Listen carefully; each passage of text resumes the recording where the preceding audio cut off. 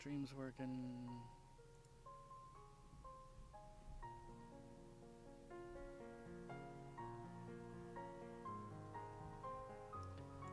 Now we shall continue the depressing adventures of mine.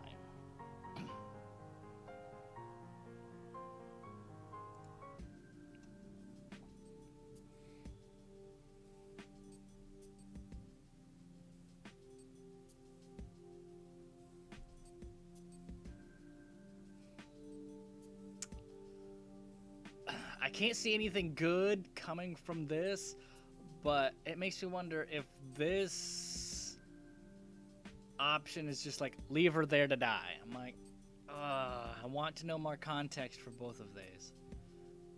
It's like, this is a bad option because she's just gonna die. If you take her with you, or at least try to, then yes, I want to get out of her with her.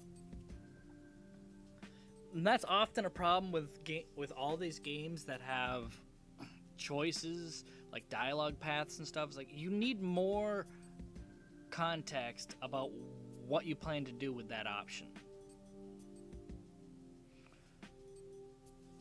And I hear it a lot from other people too. They're like, oh, I chose this option, but then he said something completely different than what I thought he was going to say, and that's not what I wanted at all. It's like, yeah, it's a big problem. All right. I probably forgot how to do any of the voices I was doing for this, but whatever. I also wonder if there's like multiple routes you can take to survive in this game, or if every bad choice leads to a death. Maybe there might be multiple endings, I don't know. So it's like, if I stay with her like this, I'll probably get infected too, and then we'll both die, and then that'll be the end, because this is the choice I was supposed to make. I hope not. I hope, for every game that gives you multiple choices, I hope that's not how it is. Like, oh. End up like Mass Effect 3, where your choices don't fucking matter. Or every choice that's not the right choice just gets you killed. Because that's most choose-your-own-adventure things. Which is kind of unfortunate.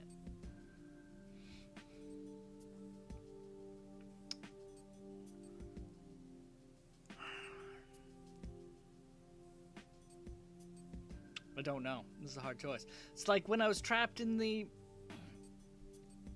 area with all the squid. Or, all the jellyfish. That's what it was. It's like the option to run seemed like the sensible thing to do, except for not run, walk carefully would have been far smarter.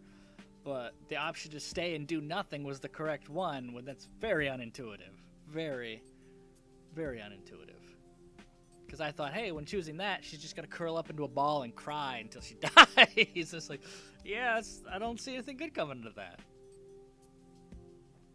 It's like, I want to choose this to stay with her, but I can't see that ending well.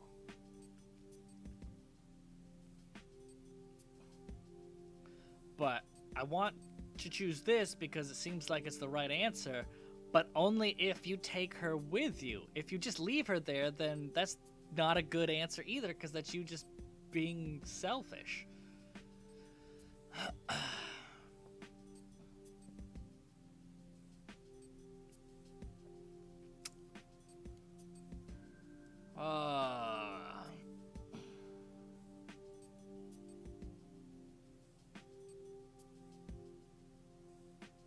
Screw it.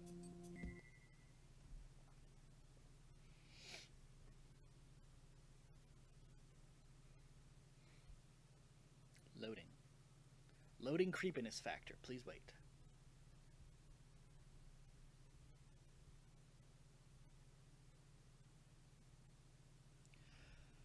The possibility of saving Hamino is probably 0. Or, just as the girl said, it may not be 0. It is not completely outside the realm of possibility. Moreover, Mari is here. Just as she appeared that day, Mari is here. This aquarium where nothing but oddities occur. Hamino's condition is also an undisputed abnormality.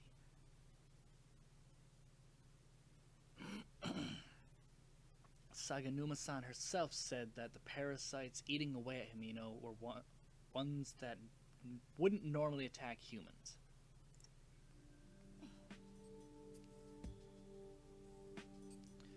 If that's the case, I have to go.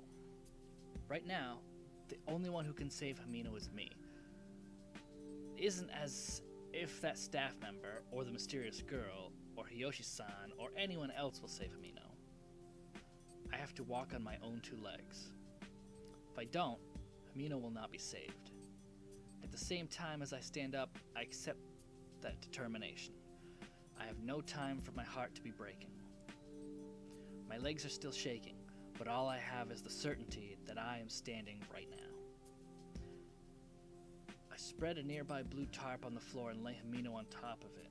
I find a towel, fold it up several times, and lay it over her. As crass as it is, she now has a futon and blanket. Just a little while. Just wait a little while. First, I should check the entrance once more. If we came to this warped space-time Manton Aquarium, then somehow there should be a connection. It shouldn't be one way. I go back to my original idea, deciding to head for the entrance gate. If I can get out normally from the gate, then next I'll seek a safe route. It will take some time for me to move Hamino, so I need to carefully ensure that no more phenomena will occur. In the event that I can't get out through the gate, it would mean that we're trapped inside Manton Aquarium. If that is the case, then I'll look for a way to break out of this cage. Circumstances won't be any worse, just different. It will all be alright. My plans clarified, I feel as if even I can do this. I have no special skills, and my personality is probably introverted, but my desire to save Hamino is second to no one's. Okay, in that case, first is...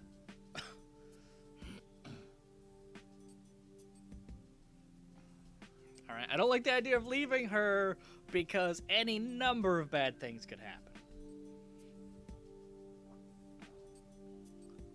I'm trying to look at this map and figure out where the hell I am. Like, I wasn't here, and I must have gone... No, that's where I died that one time.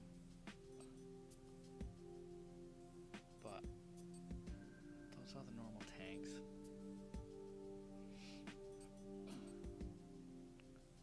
Yeah, I might be over here.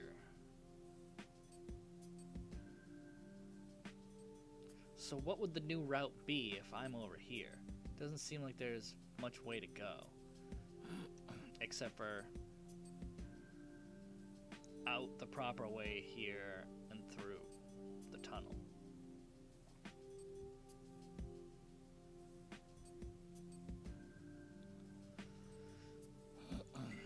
Alrighty. Since the dude might wake up and be a psycho killer if I go back the way I came, and then who knows if the fucking killer flying fish are still there even though I plugged the hole, I'll just try to avoid that whole thing. In order to get back to the gate, it seems there are two similar routes, but I'm afraid to take the path containing the insane Hiyoshi-san. Indeed. Hiyoshi-san was clearly not normal. I have the desire to save him, but speaking honestly, protecting myself takes priority. As well it should. Moreover, as opposed to Hamino, he didn't seem to be headed down a straight path to death. If I can get out of the aquarium, I should go check on Hiyoshi-san's condition once more at that time. Because there's no changing the fact that he is the one who saved my life. I head back inside the shed and decide to move on using the underground passage, even if by accident, that was the way the mysterious girl had disappeared. Still, underground passage. Scary, scary shit. Opening the door, I step down a rusty stairway. It's a spiral staircase, and as I step off at the very bottom, I see a dim underground passage stretching up before me. That's not what this graphic says. After going down the passage a bit, I run into a door. Run into or find. It seems that if I do not pass through this room, I cannot proceed. Upon slowly opening the door, I see several computers and various other machines. Since I see lots of levers and dials with numbers and up and down symbols on them, this must be where all the machines in the aquarium are controlled. They probably control the tank temperature, oxygen regulation, lighting, and such from here as well. At any rate, I should keep moving. As I proceed, the sound of my footsteps echoing with a click-clack, click-clack. An echo lingers with a click-clack sound.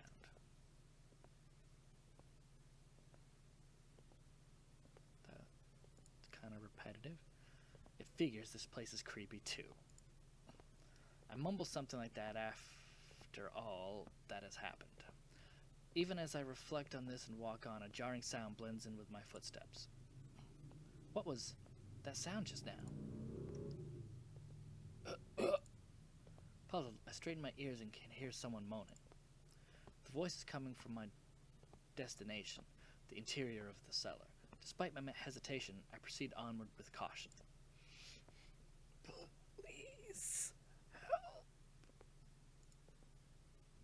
What? After taking several steps, the voice becomes clearer. Peering through a gap in the machines, I discover the origin of the voice.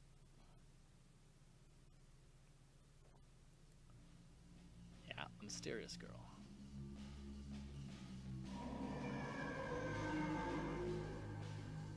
Wow. Yeah!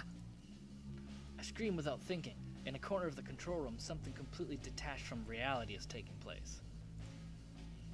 Is that... So it's not in a tank. Oh, nice. An orca? But how? I give voice to what lies before my eyes. A plump, round body with a distinct contrast between its colors of black and white. On the opposite side of its sharp, shark-like fin is its mouth, with its tapered teeth all lined up. That's right, orca are swimming around in here, in this room with no water. They swim about in the air. It isn't just that they float in the air, they move and swim about using their fins and bodies. Moreover, there isn't just one, two, no, three. There are 3 of them swimming right before my eyes, marine creatures that are much larger than the span of my 2 arms, as if I were to spread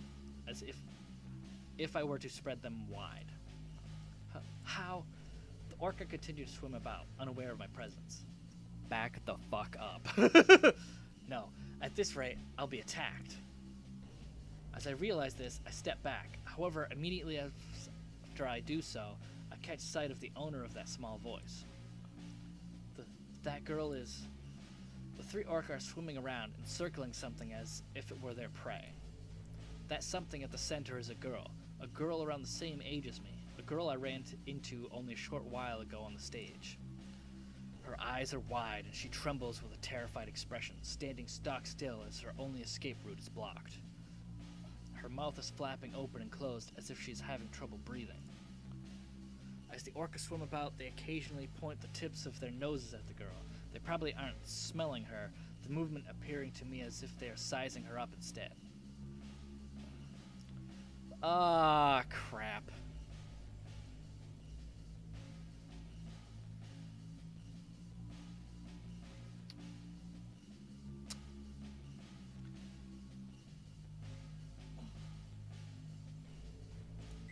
There goes nothing.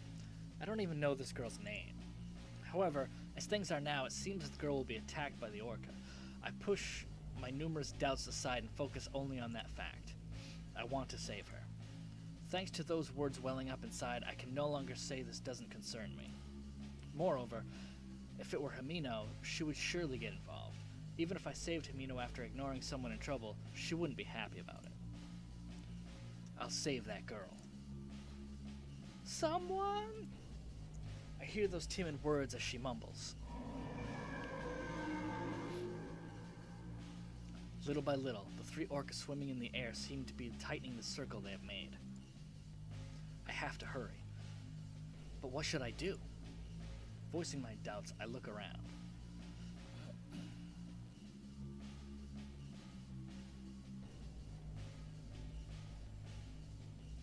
Huh.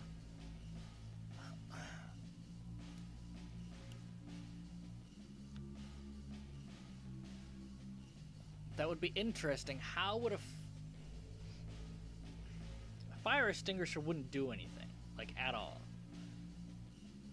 Because they're not made out of cold anything anymore, that wouldn't really affect them anyway, since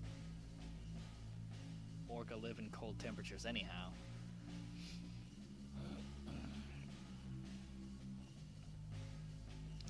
This I foresee being a terrible idea. He's like, I'm just gonna run in, grab her, and try to run away at the same time. It's like, you're not fast enough for that. So, this seems like it's gonna be the best idea. It's dangerous to get close to the orca. That's why I can't think of a way to undo these circumstances. If I had bait, I could probably distract the orca, but I don't see anything nearby. Needless to say, the girl under attack is already playing that role. Something I can use. Hoping against hope, I place my hand on the computer console. The liquid crystal on the touchpad's panel seems to power on, causing some sort of control screen to be displayed. This is the tunnel tank, the stage, the jellyfish booth.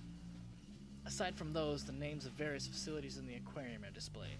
From this computer, I can probably access each of those facilities.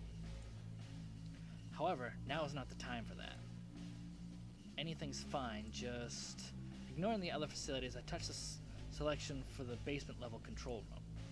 The control screen for the air, the speakers, and so on is displayed. How much does the habitat of these orcas have in common with the real orca? Realizing I don't have the time to think it over, I decide the temperature settings are the best place to start. It's ideal for humans, but it could burn the sea creatures. It's no use, this will take too much time. The roar of the air is fierce, but there is little change in what I can feel on my skin. There has to be another way I can use the orca's environment.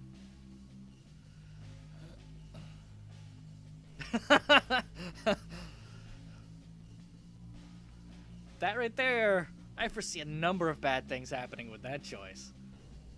Yeah, you hurt one of them, and then the other two get pissed off and eat you. This is probably going to be the best because they are very sensitive to sound. And sound underwater is very muted, so this is going to be a good choice. The orca have begun probing the girl with the tips of their noses.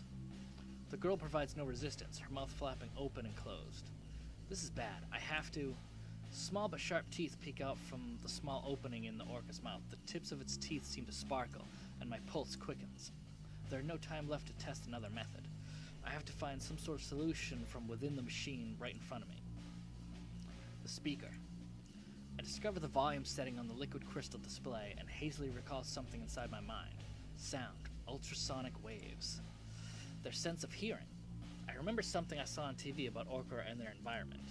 Dolphins, whales, and other similar species use sound for communication. The various species make noise and can comprehend that sound. These are creatures with excellent hearing. Anything's fine, just some noise. That's my only hope, I think. If I can make a loud enough sound, I can probably repel the orca. Setting aside my feelings of impatience, I set the volume as high as possible. All that's left is where the playback comes from. I wonder where the sound comes from, huh? At that moment, chills run up my spine. The girl and the three orca are at the periphery of my vision. Then I wonder what in the world it was that just brushed against my spine. Oh. Could it have been... Despite trying to keep it under control, my heart rate has rapidly increased. Sweat drips from my forehead. There's one more orca here now. 4 in total. Huh? As I realize what is happening, I suddenly feel my legs floating. Not just that, but suddenly my entire body is floating about. No, there's no way I could be floating in midair. My body has taken on buoyancy and is floating. Really? Am I gonna die? That was a good choice.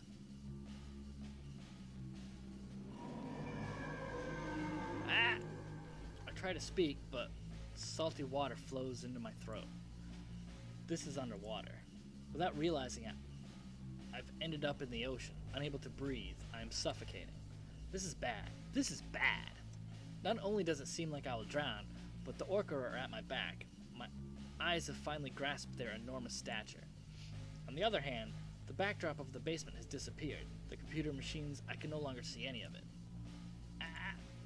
It's no good if things stay as they are. I'll be attacked. I'll become the orca's helpless prey. My hands wriggle about the size of a long, narrow pole. As I am prodded by the tip of the orca's nose, my body gives a violent shake. The giant orca has the intensity of a semi-truck. The force from being pushed causes the pole I grab to spin about. Gah! The orca opens its mouth right before my eyes. The fangs, which I had seen only from a distance, seemed very large at point-blank range. Imagine that. No, human, no. Pulling my body back, I begin to float slightly away from the orca. The velocity at which I'm floating backwards is still much slower than the speed of the orca's approach. As I'm trying to use the pole I'm holding in my right hand as an axis, it begins to spin. Falling victim to the current created by the orca's movement, I lose hold of the pole. An orca approaches from the front, seizing me. Ow.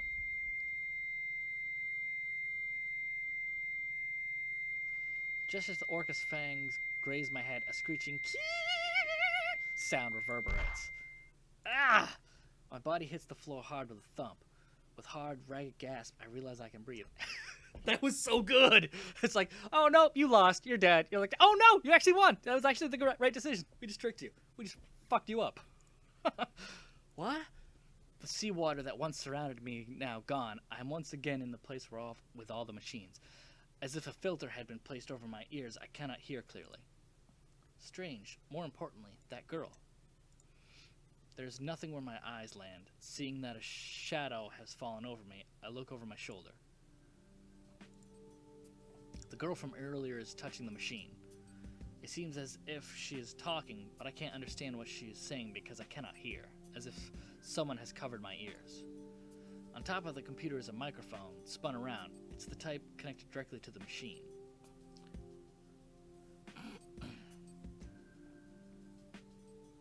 Right, the howling and the clicking sound, you may have the hearing. As the filter of my ears fades, I am able to understand the girl's words. The clicking sound, the ultrasonic waves the orca emit, the loud volume of that sound probably repelled the orca. The illusion of being in the water is also gone. Somehow, we seem to have escaped danger. As I stand up, I start to feel relieved. Good. Don't start feeling relieved on your own. If you look at the big picture, our situation hasn't changed all that much. Huh. Mari? What did you say? Long hair and a bit shorter than I. I didn't realize it earlier, but she has the look of my missing little sister from behind. Her hairstyle and color are different, but something about her makes me feel nostalgic. The girl turns away from the machine and looks back at me. Her eyes are the same color as Mari's, after all. If Mari had continued to grow, she would surely look like this. Ooh. Plot twist. If you're going to cause a disturbance, don't involve me. Well then. But wait a second. I refuse. With no concern for me, the girl begins to walk away. She must know something. My intuition tugs at me. Wiping the dust off my butt, I follow after her. Okay, the room's dusty. It must not get used. Okay. It isn't that I'm trying to cause a disturbance. If I truly believe this girl to be Mari, then I may have to deny that what I see before me. I only want to speak with the girl. However, in spite of these thoughts, my words will no longer come out.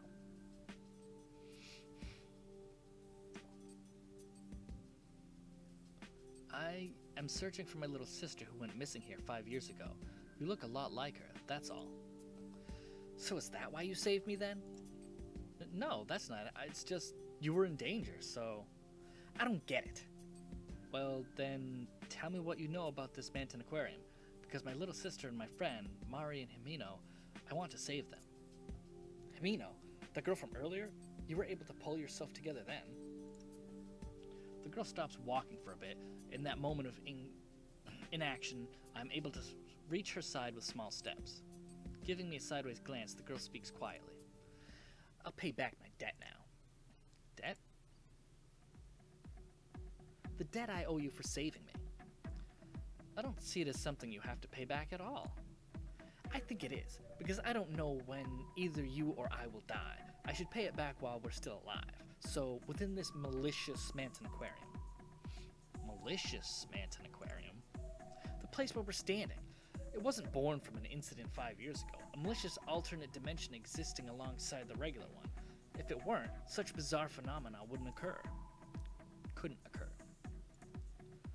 Malicious alternate dimension? What exactly do you mean? If I could explain it, I wouldn't be having all this trouble. The girl says curtly, and just like that, turns around. Her words only deepen this mystery further. This alternate dimension world, could it be like the parallel world Hiyoshi-san was talking about? Paying no heed to my being deep in thought, the girl starts walking again. Wait, at any rate, could we at least say we're trapped in this aquarium? To my knowledge, though I haven't tested that theory. I'm getting out of here, together with someone precious to me, because I will save Himino. Do what you want. Don't you want to escape as well? If you do... Well, that's weird. It's basically the same as like, you come with me or I'll go with you. Is that basically what this boils down to? Then come with me. Don't treat me like a child. I have no desire to run away from this place. The girl rejects my proposition flat out, giving the impression that she would never accept. Quickening her pace, she walks back in the direction of the previous room. But I was planning to go this way too. That's right. In the end, moving forward means our destinations are the same. Moving at a trot, I follow the girl. Trotta, trotta, trotta.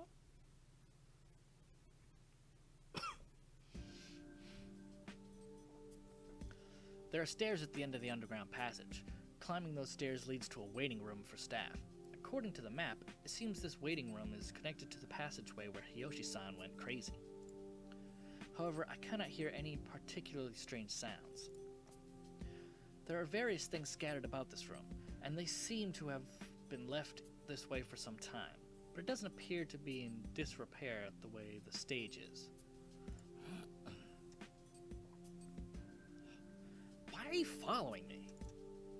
Because in order to find the clues to escaping from this aquarium, I have to keep moving forward. Is that so? By the way, can you tell me your name?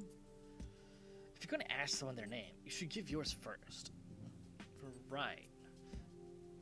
Because, you know, that's the way everybody does stuff in the rest of the world. Except, you know, here. Because we're greedy. I'm Nakanobe Miyomi. I'm usually called Mayu. How about you? There's no need for me to tell you. Now she's just being a bitch. The girl mixes a sigh in with this brief conversation, thinking that I'm the one who feels like sighing. Somehow the conversation has come to a close. Though her attitude towards me is cold, she has shown no outright aggression, reassuring me that I'm no longer alone. It feels like someone was here recently. I mutter on spotting someone's clothes and partially consumed sports drink. As if having reached the same conclusion, the girl returns my glance. In this aquarium, each room is completely different, being completely ruined or being in use like this room. You think so too, then? She's surprisingly receptive to what I said. The girl sits down on a sofa in the staff room, motioning for me to sit opposite her. She seems to be telling me she wants to talk everything over thoroughly. The phenomena of Mantum Aquarium. You mentioned how every room is different, but I think that each door you take is different. What exactly do you mean? I hoped you'd be sharper, but you're a blockhead after all. You have also experienced opening a door to find things changed. Am I wrong? Yeah, I have. Things like hearing strange voices or having a normal person go crazy. The girl places her hand on her chin, a serious expression appearing on her face. I didn't think she would listen to what I had to say at all, but apparently, Manton Aquarium is the exception. You said also. Does that mean you have as well? When I entered this room, I was choked by the stench. I thought it was from the tanks not being filtered, but no matter how many rooms I passed through, I realized the situation in each room was completely different. It was the same for me. Thinking I didn't completely grasp the situation, I tried going back the way I came. When I did so, the situation was completely different the first and second time around. The first, the fish in the stinky tanks were swimming about. Do you get it? When you open the door, the circumstances of the room change? At the very least, the doors are the key. After hearing your story, I'm convinced.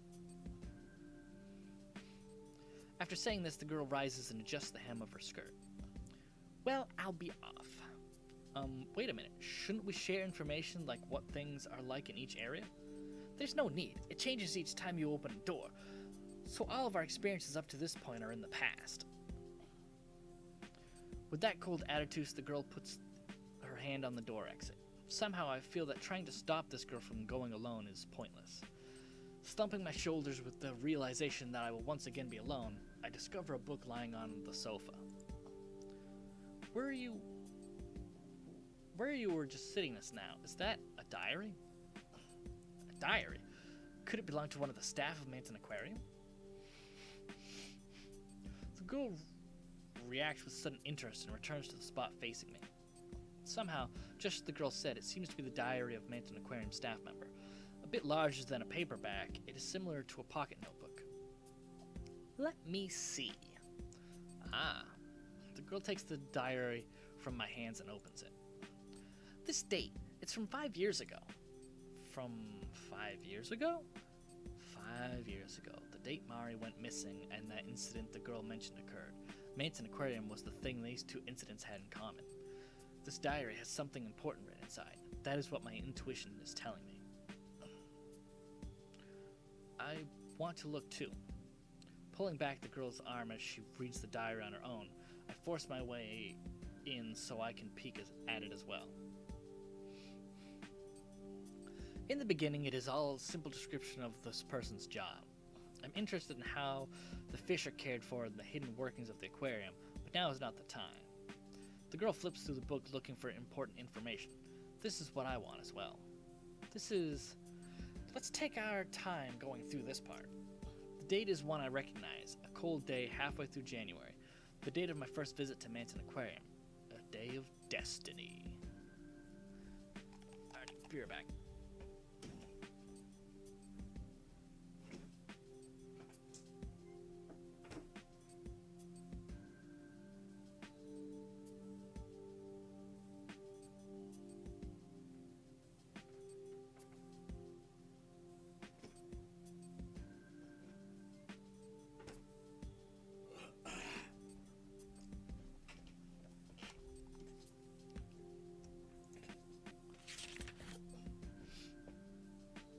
There's been an incident, a big one. The fish in the deep sea fish booth have died due to an error in the pressure control valve, and in the ensuing panic, Director Sakuragi died as problems with the machinery increased. That's some big problems. The loan on the deep sea fish booth hasn't even been paid off yet, but tomorrow it will be closed down right away. It's being called a closure, but the staff is being called together. I'm so down. I'm moving on. Okay. The girl continues flipping through the diary. Could this director's death have been the incident the girl was talking about? For some time after that entry, it seems it's just his grumblings. Evidently, the girl is skipping over these parts. Seems this employee was going through some tough times. It's been 3 months to the day since we started operating with the deep sea fish booth closed down. Customer traffic has decreased, even though we do have the tunnel, tank, and jellyfish booth. Thanks to it being promoted as a date spot, the amount of couples coming is increasing. Our bonuses have probably been cut, but it seems we can continue without losing any staff. Finally, an optimistic entry. 3 months since the incident. For recovery, it happened pretty fast. I don't think I was as positive as he was 3 months after Mari disappeared. The girl finally begins to read on in the diary.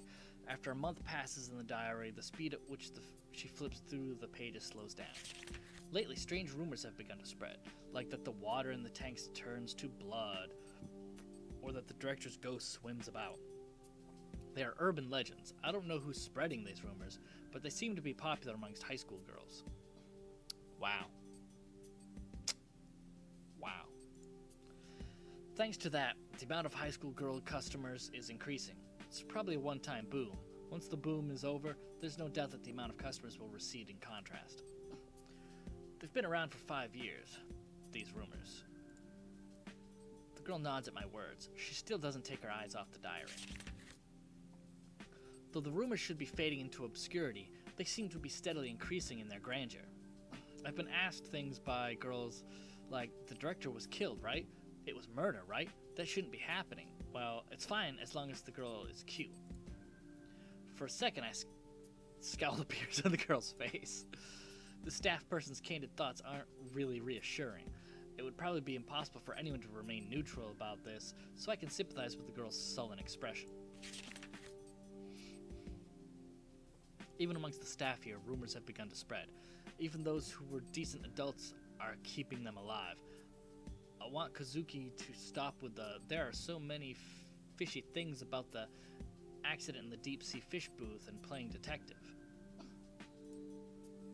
The girl pauses briefly as she thinks something over, but when she realizes I'm looking at her, she flips the page noisily. That Kazuki, he's been out for 3 days now. He's pushed his luck too far by encouraging these rumors. It doesn't seem to be just someone skipping work. The girl's puzzled expression gives a hint of something more. That guy, ever since he came back, he's gotten weird. How are the fish? How is the ghost? I'm the only one that's actually listening to him. From here, the writing gets messy. It does. Don't play around. Stop messing with it. What's going on? Kazuki drowned to death in one of the tanks. I thought he'd been going too far with these rumors, but he was a good guy. Everyone else has started calling it a curse. What's going on, damn it? Again, someone died in Manson Aquarium. And he was a person who was active in spreading the urban legends. With that, the rumors would become easier to swallow, for children and adults. Something is weird. Lately, deaths among the creatures we have on display have increased. After all our work to recover, management is hitting a slump again. The weird rumors aren't going away either.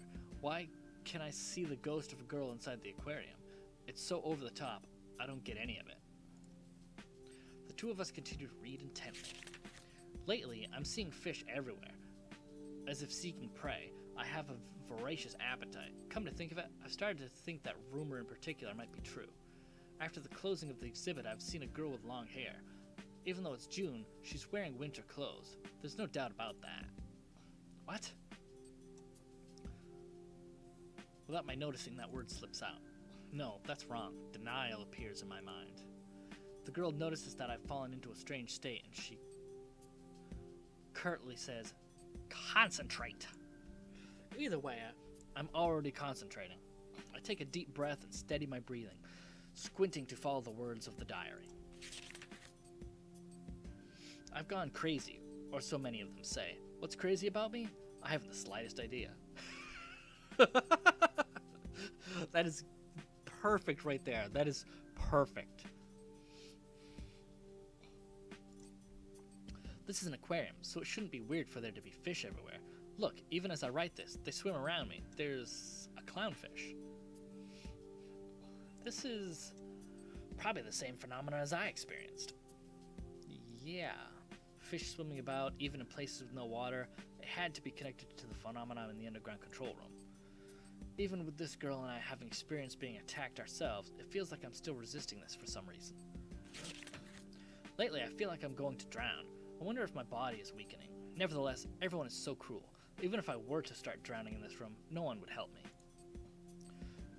Drowning with no water there, yes, that's the same phenomena. And by this room, maybe the room where we're in right now, the staff room. I want to go ahead and quit. I'm at my limits. Fish are swimming around everywhere. No matter where I go, I feel like I'm drowning. And no matter what, no one believes me. Ever since Kazuki died, I'm miserable. The next entry is the last. Yeah, let's take a look. I wonder if my past life was as a fish. Recently, I feel no resistance in the water. I don't know what that means. Who knows? The girl closes the diary and places it on the table with a dull thud. The last entry in the diary was July 10th, around the same time of year as now. I wonder what could happen to the staff member after that. I somehow know the answer. Surely he met the same end as the one called Kazuki. As I mull over my doubts, I notice a half-full plastic bottle on the table. This juice, the expiration date on it is from 4 years ago. There was a calendar on the other side, but it's also from 4 years ago. I thought this room seemed to have been recently in use, but it's the Mantum Aquarium from 4 years ago. 4 years ago? Yes. The prices on the pamphlet left here are also 200 yen cheaper than they are now, so there's no doubt about it. Despite my lingering doubts, I believe what she says. Up to this point, I've seen time passing in a weird fashion here many times. Rather than being in awe of the fact that we're in the Manton Aquarium of long ago, I'm more caught up in the realization of how many years have passed. On the one hand, it's super weird that she keeps saying long ago for like a couple years, but on the other hand, it's like she's a kid, so, you know, if she's like 14 or 16, then 4 years is going to be a long time to her, so I sort of get it. But still, just long ago just seems to me to be always the thing you'd say, like, hundreds of years ago is long ago. Like, not even that's not long ago. But long ago is like, you know, tales can go long ago in a realm far away. It's like thousands of years ago. So it just seems really awkward.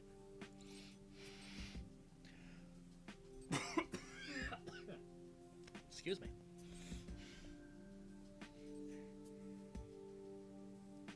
Oh, allergies. Once 4 years ago, Manton Aquarium closed down for about half a year. It was right around July. Surely this is when this employee died. I had no idea. It wouldn't have been that big a deal. There are other things for people to do for fun. Anyway, the current urban legends about Manton Aquarium probably came from this period, and they aren't merely rumors. You're saying there could be others that wound up in similar circumstances to ours? Yes. Moreover, there may be someone who got out of this Manton Aquarium. There has to be a clue somewhere after all. This diary hints at that. However, this diary holds one more possibility. That 3-day absence from work. After that disappearance, that person called Kazuki had an accident and died.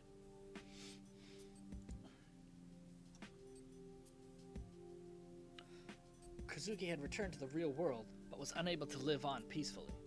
There was a stinging sensation inside me. The reason we came to Manton Aquarium was because of Himino's ghost story. Couldn't that have also been someone who returned from Manton Aquarium?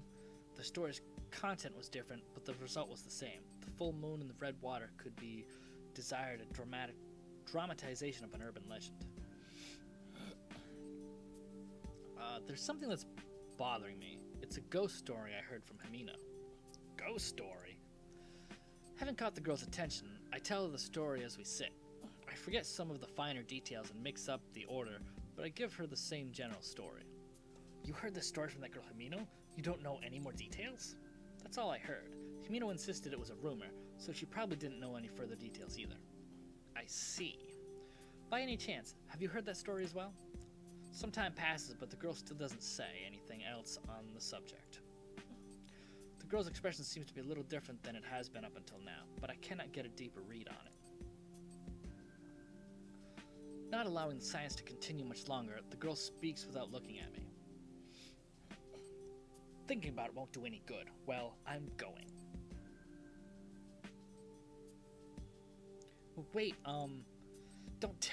didn't I tell you, I have no desire to run from Manton Aquarium. The girl says this over her shoulder, putting her hand on the door to the staff room. According to the map, the side the girl exit from leads to the gate. The girl having turned down my request for company, I can see that she is no longer going to stop to help me, so I don't try to make her. Now I am alone, once again. This room has neither the sound of machines nor that of ventilation fans, so I can hear the beating of my timid little heart. I remember another rumor the staff member wrote about in the diary. girl with long hair and winter clothes. The girl was referred to as a ghost. She wasn't in the story Himino told. What it may have hinted at was that Mari had already become a ghost, so that Mari that had appeared before me was. One part of me agrees with that thinking, but another part of me rejects it. I am torn between the two, and the inside of my eyes grows hot. But there's no use in thinking about it. I have to move forward. If I falter, nothing will change, right? I am alone again, but it isn't as if I don't know anything. It isn't as if I can't do anything. So, oh, that's a bad choice right there. Damn. But now knowing that, like, each door you go through randomizes the time period of the next room you walk into, how are you ever going to get back and find Himino? Because she'll be gone when you go back there, because you'll be in a different time period. That's why I was like, don't leave her there, because this is exactly the kind of shit that I was saying could happen.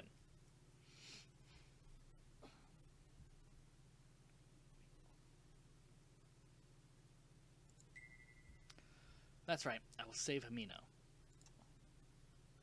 I won't just say that she can probably be saved within this aquarium. I have to be determined. That girl had steeled herself because she had no doubt. She seemed strong. I'll move on. Saying this, I reached for the door of the staff room.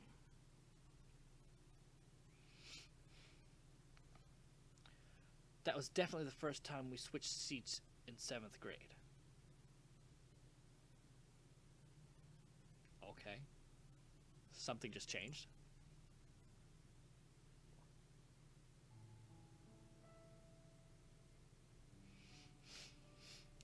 I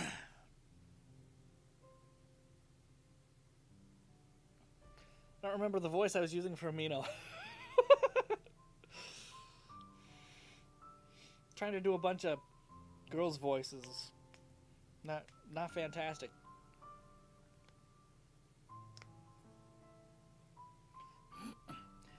Okay, who will I sit next to? Nakabe-san, was it? It's Nakanobe. When I first entered junior high, I didn't really make an effort to talk to any of my classmates, so I had no friends. Even now, I have anxiety about talking to people I don't know, but it pales in comparison to the way I was the year before last. During free time, I would read books in a corner of the classroom. During lunchtime, I would slowly eat my lunch alone. That was how it was every day. I knew how to keep myself occupied.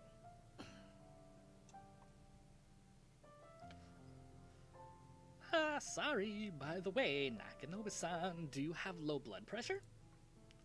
No, not really. Well, I'm your neighbor now. Let's get to know each other.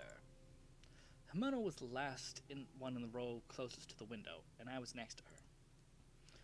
Himino ended up with no one else to talk to, so she did all she could to talk to me. At least that's how I saw it. It's like, nobody else is around for me to talk to. I have to talk to this person who doesn't talk.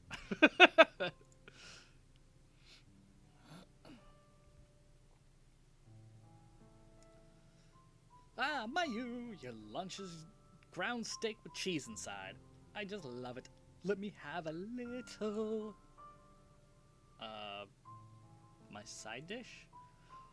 Okay, I'll give you the pork for my yakisoba bread, Mayu. No thanks. Jeez, quit being so picky, Mayu. Mayu? Yeah, Mayu. You're Mayumi-chan, right? So I thought I should call you Mayu. You remember my name. This exchange took place 2 days after our seats changed. I still hadn't opened my heart to Himino. Undaunted by my curt manner, Himino would do things like reach for my boxed lunch. Up to that point, I had never told her my first name, but Himino called me Mayu. After that day, something changed. I would initiate conversation with Himino, and even after that semester and the next seat change, Himino would bring her lunch over and eat with me at my desk. Before I realized it, Himino and I had become friends. It was a stealth attack. Stealth friendship attack. Didn't even see it coming. first time Himino and I ever argued was in the summer. Should we see a documentary or a horror movie? It was a trivial matter, but it was important to us. After that, Himino and I fought numerous times, but we made up just as many. Every time it rains, the ground hardens. Himino, I muttered to myself. Even with today's argument, we made up. There was nothing else more important than Tamagawa Himino, my one and only best friend. My best friend. Yes, that's right. No matter what, I will protect her.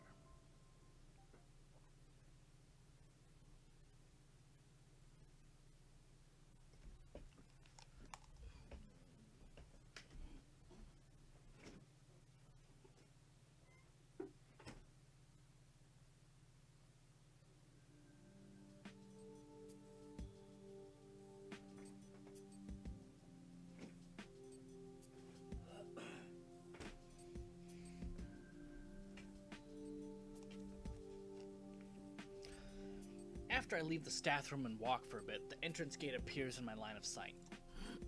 I exit into a different place from the staff passageway I entered with Hiyoshi-san. This aquarium has more back passages than I thought. Thinking it over, I almost walked the entire aquarium. The only places I haven't visited are places for authorized personnel only, and the closed-off deep-sea fish booth. Diagonally across from this area is apparently an authorized personnel only space, the director's office, reachable by going behind the Fish of the World booth. There's a map for authorized personnel to use hanging on the door to the staff room. If I head out from the tunnel tank, I can make something of a shortcut, but I'm still afraid of the flying cutlass fish. Going through the door will probably cause the state of things to change, but I can't handle things getting as bad as the tank breaking or something like that again. If that's the case, I'll have to go by the jellyfish booth. In that room, even if the glass is broken, I know I can deal with it. If I walk carefully, I won't fall. I can't just loaf around here. Closing up the map and starting to walk, the gate to Manson Aquarium appears in my line of sight. I wonder if I can get out this way. The question born from within me has a simple solution. The girl had said that this aquarium is isolated in a different dimension, but she had also said that she had not tested the idea. I think I should try tossing something in, so I roll a bucket that had been knocked over. The bucket passes through the gate, and at the very center of the gate it disappears. It vanished. From here, I can see the Manton East building elevator. There might be some value in using my own body to test it. Oh, shit. So either you'll walk out of the alternate dimension shit back to where you're supposed to be, or you'll walk out into a different time period, or you'll just die. But not doing it is...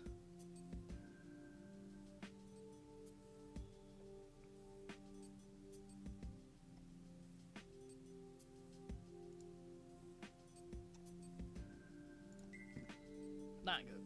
I prepare myself, then push the door to the automatic turnstile with my hands.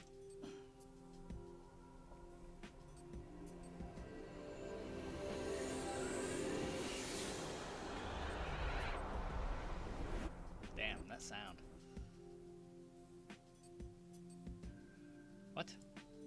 For some time, my consciousness feels like it's gotten hazy. When my head clears, I can hear the sound of chatter. Could I be... What's wrong? This is Manton Aquarium, isn't it? Yes, that's right. You can purchase tickets over there. Noticing that I look disoriented, a woman speaks to me in a kind voice. Her uniform is the same, but her manner is quite different from Saganuma-san's. It's kind. Could it be? I have no room for any doubts. Numerous people are entering and exiting through the gate. I can't hear any strange screams either. I was able to get back, but I have no time for leave. There are some problems that remain unsolved. I'd like a return ticket, please. I hold out my ticket and complete the re-entry procedure. I pass through the gate and find only customers having their fill of the aquarium. Why would you go right back in? Why would you go right back in? Get some help! Call somebody! But yeah, she doesn't have any friends, so she has nobody to call. The Fish of Tokyo Bay booth is exactly the same as it was before.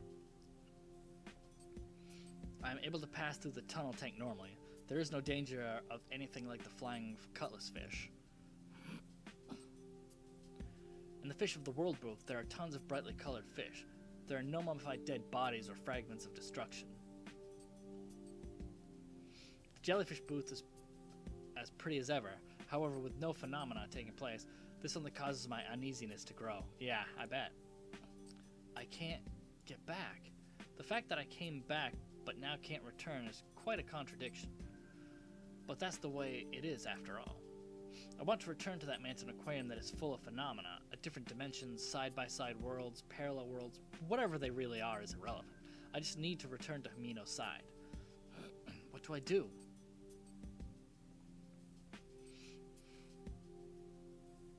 I run through the entire aquarium once, even so nothing happens. The Manton Aquarium with that heavy atmosphere, it's gone away somewhere. Big sister? Mari? I'm aware that it's an auditory hallucination. I just wish that she could hear me.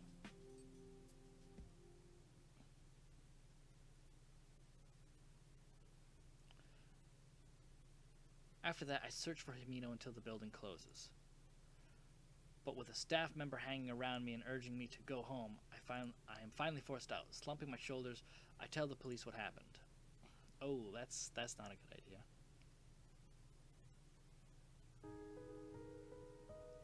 "5 days ago, Himino's parents filed a missing persons report. Despite my frantic feelings, no news comes about Himino. Ah, a clownfish. On my end, I haven't had any major accidents. In regards to myself, even outside the aquarium, I've begun to see fish. I trip over things that aren't there. I start to feel like I'm going to drown. Mom and everyone else are worried about me. For the past 3 days, it's been getting hard to breathe. It's hard to breathe.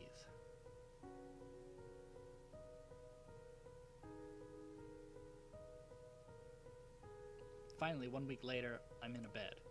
Yes, I've been admitted to a hospital near Manton. While the cause is unknown, my lungs seem to be failing. Now I can't breathe without a machine to assist me. I wonder how long I'll be hospitalized. As much as I love reading, I have grown tired of even that. From the hospital window, I can see the top of Manton East building. Himino. Even though I want to speak her name, my voice won't come out. My trachea is just too weak for it. If I can, I want to eat ice cream once more. My beloved cookies and cream with my beloved Himino.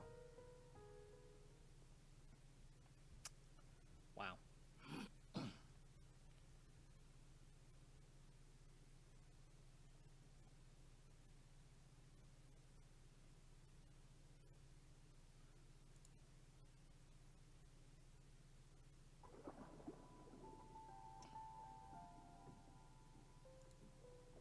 So if you leave, you die. What? I don't see a good end then.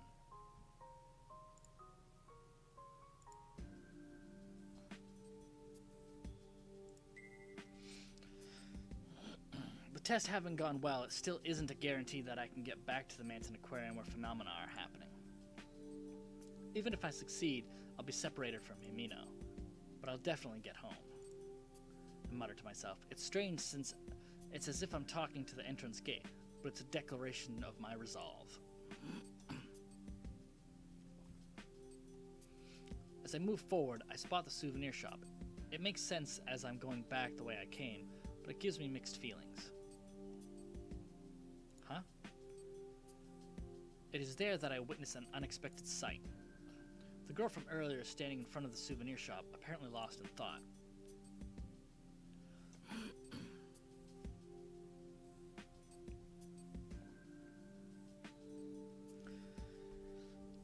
So the coordinates here where the doorways lead to has been fixed by someone. Otherwise, there would be no way you would have come across me being attacked by the orca in the machine room.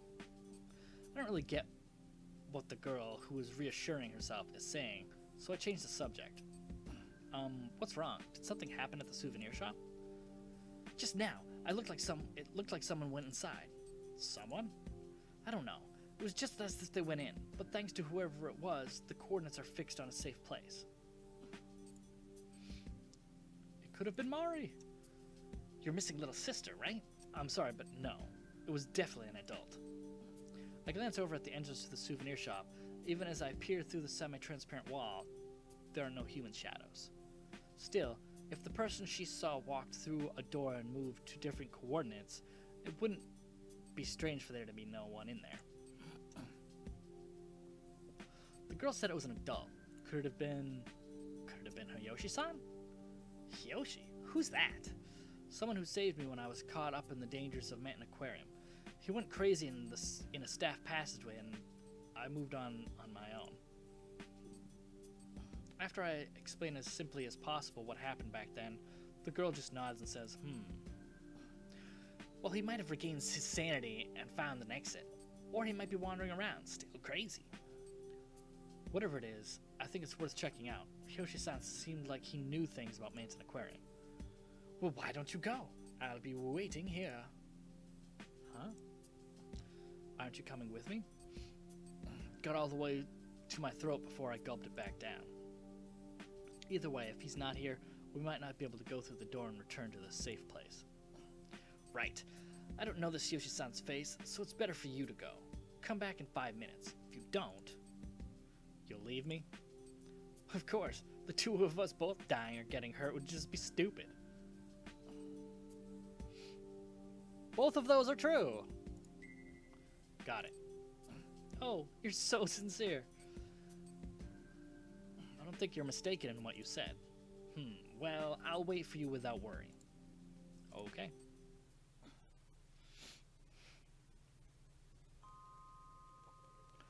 Quietly, I open the door to the souvenir shop. The door closes on its own. Not that I had even tried to leave it open. Thinking back on it, no matter what room I entered, the door always shuts on its own. The lights aren't on, but I can still see where I'm going by the light shining through the semi-transparent wall. The only thing I can't see is the girl. The scenery visible from this room seems to reflect the time distortion affecting this room as well. The fact that I've become this used to these strange phenomena is still a little weird, even to me. The souvenir shop hasn't changed so much from how I remembered it. Numerous shelves are arranged so that the purpose of each visible. There are some for confections, stationery, and stuffed animals. The keychains and cell phone straps are in a place that stands out. Since I can't find any calendars or magazines, I don't know how many years ago, or from now, this is. Inside the glass bottles on the shelves are specimens of shrimp and jellyfish. Their price is high. Maybe this is the present. Or the future. As one might expect, there is no sign of a shopkeeper. I walk the perimeter of the store in a semicircle. I study the room carefully, but find nothing. There are so many things that catch my interest, but I can't seem to get interested in picking them up or looking them over closely. That crystal-like necklace, the seal stuffed animal. Right now, I have no interest in orca or jellyfish merchandise. Now I know how a dog being made to wait for a treat feels. That was a little weird. I should check over here as well. I go behind the cash register counter where I normally wouldn't be allowed to look. This is the staff's. It's what you would call a back room. There are boxes full of products, a safe, and even employee uniforms. It looks similar to the staff room where the girl and I saw the diary, only this room is more narrow. Inside the back room I find a door. Since this is the place for bringing in merchandise, it makes sense that there would be a passageway connecting it to somewhere else. I reach out to see for myself, but it's locked. No good, huh? As I turn back, thinking that this has been fruitless, I find something. A lanyard with an ID card. It's been thrown on the ground, so I pick it up and take a closer look. I strain my eyes in the darkness. It bears the name Hiyoshi Kenji.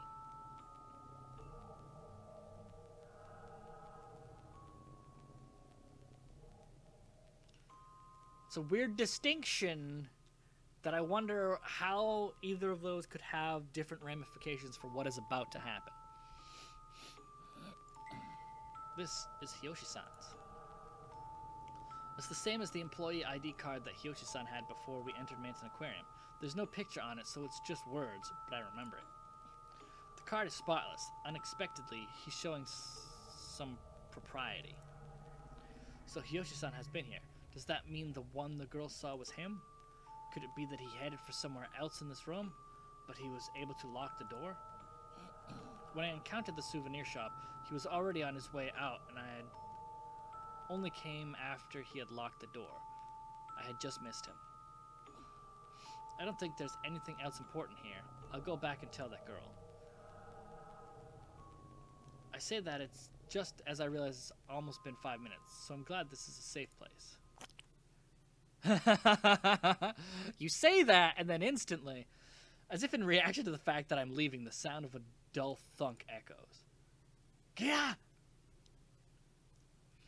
I let out a small scream. The sound is that of something falling. Even in the gloom, I can make out the outline of what fell. What? It's just a frog. Not what? There shouldn't be frogs in a souvenir shop. The proof of its identity is a shiny exterior that doesn't belong to an ornament or a toy. It's a large toad. I think it's the appropriately named giant toad. The reason I know about it's... yeah, TV show, of course. It's not the first time that's been used as an excuse here. The reason I know about it is because a TV show was talking about it recently. Do you really have to explain why you have knowledge about something? I mean, we all pick up knowledge of shit over lots of different areas.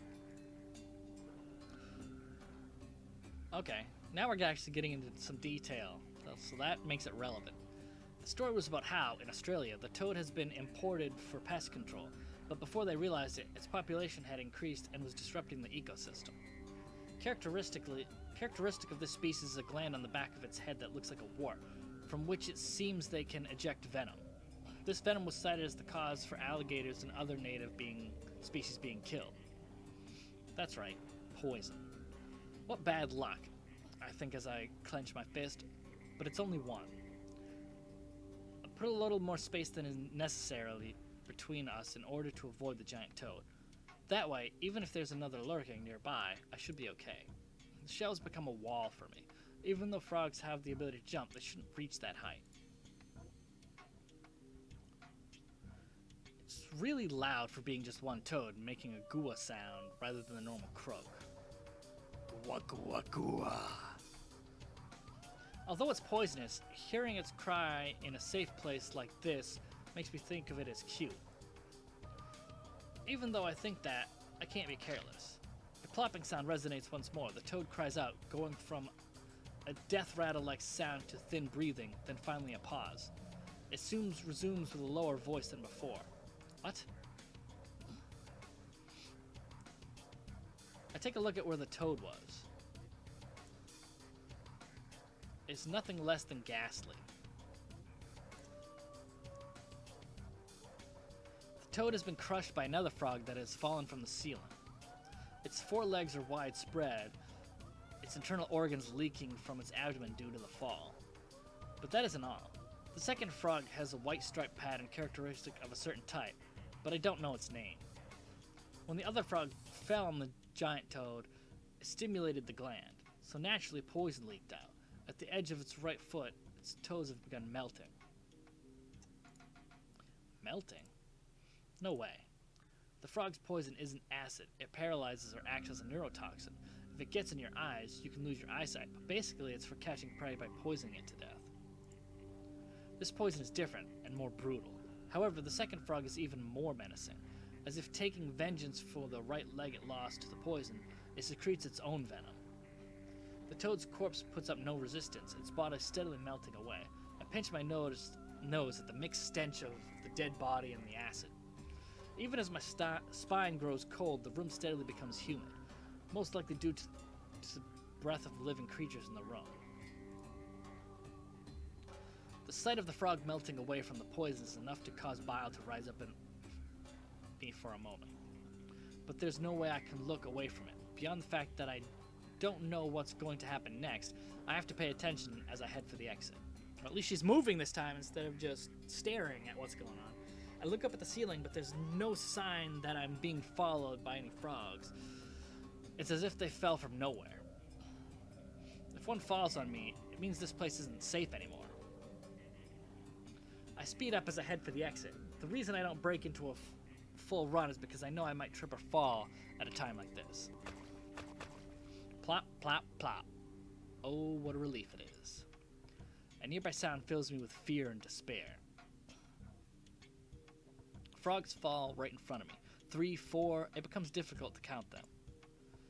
Just as I panic and attempt to turn back, I hear noises from behind me. Croak, kua. They begin to speak in unison. The frogs are actually singing in a round, but I hate that they sound so joyful. Hearing the frogs croak on either side of me leaves me with nothing but fear. If I step on one of them, the poison will probably dissolve my foot. That being said, there isn't enough room to leap over them, and if I do, one of them may jump up and touch me. As if preparing to attack me while I'm off guard, their numbers increase even further. Crowded into such a small space, they are melting each other's bodies with their poison. That's just fucked up. I avert my eyes from the damaged frogs. As the danger increases, it's not a tragedy I can continue to watch. As the amount of bodily fluids on the floor increases, the frogs step in the puddles of poison, have their toes melted off. Then they secrete their own fluids, and the cycle repeats. On top of that, there are those whose bodies are melted by their own poison as well. What? Somehow suppressing whatever is welling up inside me, I finalize my plan. Over here, I pull some merchandise off the shelf with my hand and make some space. The original 2 are still left, but it's better than being surrounded. I step out into the floor and leave the shelf. To keep them from reproducing anymore, quickly. What? No!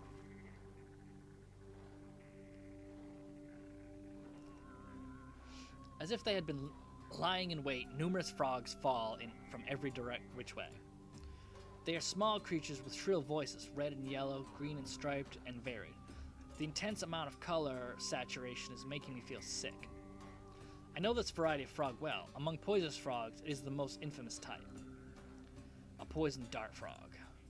Even under normal circumstances, it carries deadly poison stronger than that used in blow darts. If the strength of that poison has been taken to intense levels like the other creatures here, it could probably instantaneously melt even my bones. Wait, should I? There's still a distance between the door and I. 3 steps. No matter what, I can't take those 3 steps. There is nowhere for my feet to land. The floor is covered in the squishy bodies of frogs and their acidic poisonous fluids, as well as the corpses of those frogs that had melted themselves. Not knowing where they're coming from, there's nothing I can do. Even the sweat falling from my forehead seems like venom to me, as if some kind of illusion. Shh. I don't want to see it as if nothing can be done, but... You're slow. A light suddenly shines through the darkness. The soft breeze blowing in through the crack returns me to my senses. Cover your eyes.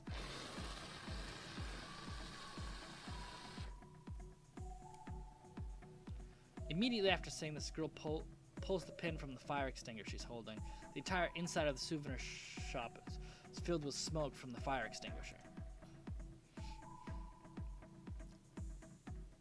The fire extinguisher? But now we can't jump over the frogs. I can see what's going on. This isn't all.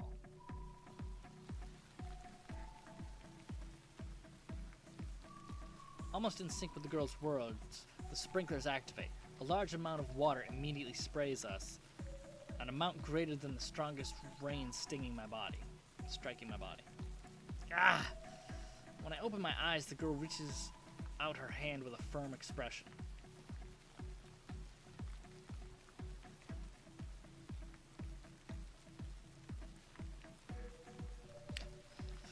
While the water's running, even if you get hit with a little venom, it'll wash right off. Don't be afraid.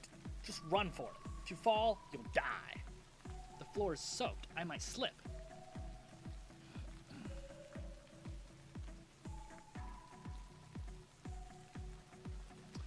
that moment, I falter and... Got it. I have no time for doubt. I run for it through the rain from the sprinklers. Ah! I tried to run without looking at my feet. The sensation of squishing the slippery meat continues. The liquid that gets scattered about with the squirting sound is washed off in the rain. Just 3 steps. That's just a moment.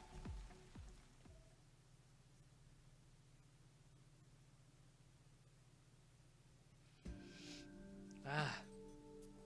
Idiot. With one last step, I stumble. The girl grabs me with her extended hand and pulls me out.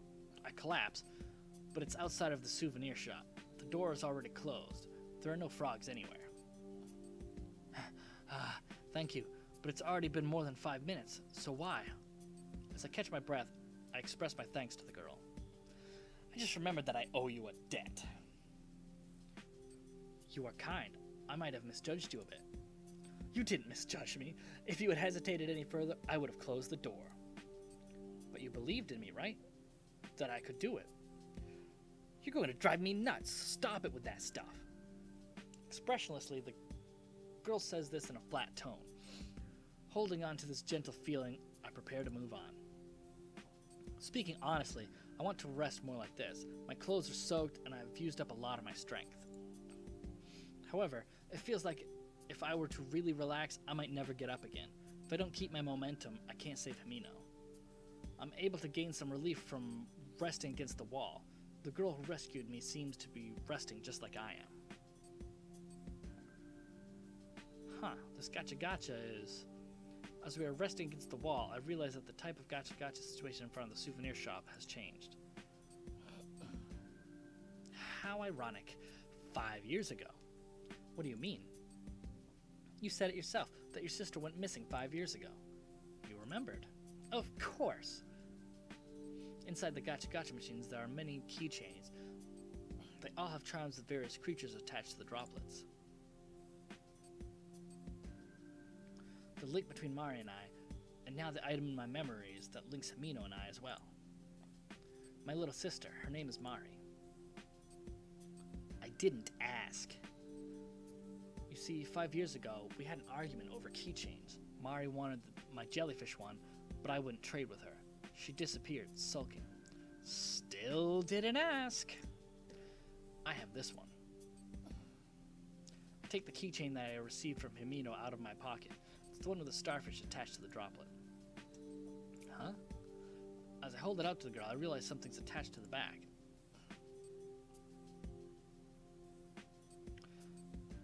A picture printed on a sticker. It's a pretty old sticker at that. A small girl and a man embracing her.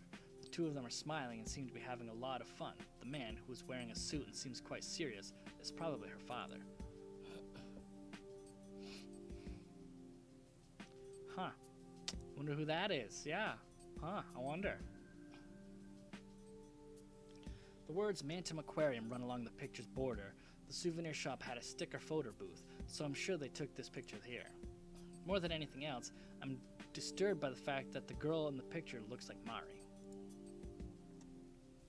It's not just her face, but the long hair and that smile too.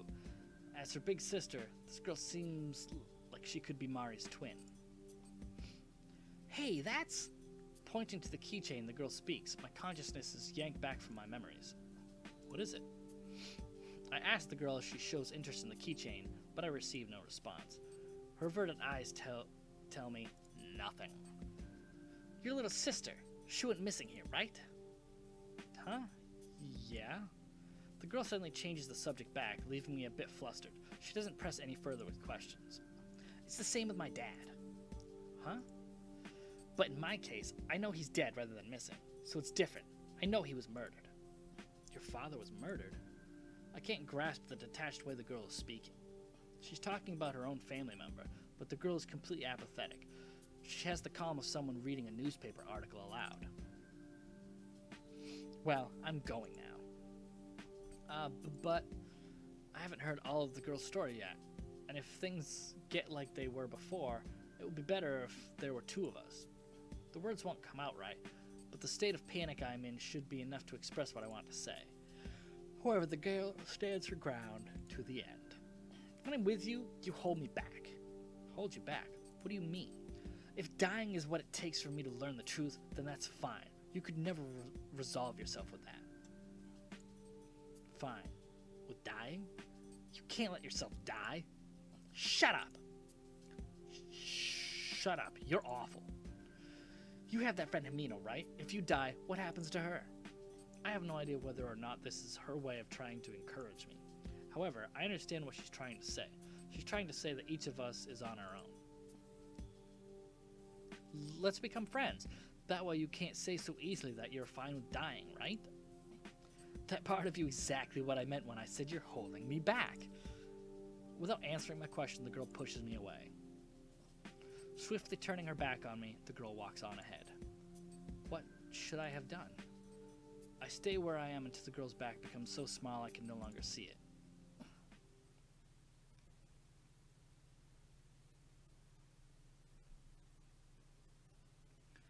I pass in front of the souvenir shop, then end up standing in front of the door to the jellyfish booth. I wonder if the girl is already gone. If she ended up in a safe place, she's probably already passed through it. If nothing happens, it takes less than a minute to pass through the jellyfish booth. If by any chance she's still there, we'll suddenly just meet in passing. The girl is determined to take a different path than I wonder what will happen to me. I may return to a point before the tank glass ruptured, or I may end up in the jellyfish booth sometime after the tank glass ruptured. I'll never know if I don't try going in. I become cautious. Slowly, I open the door.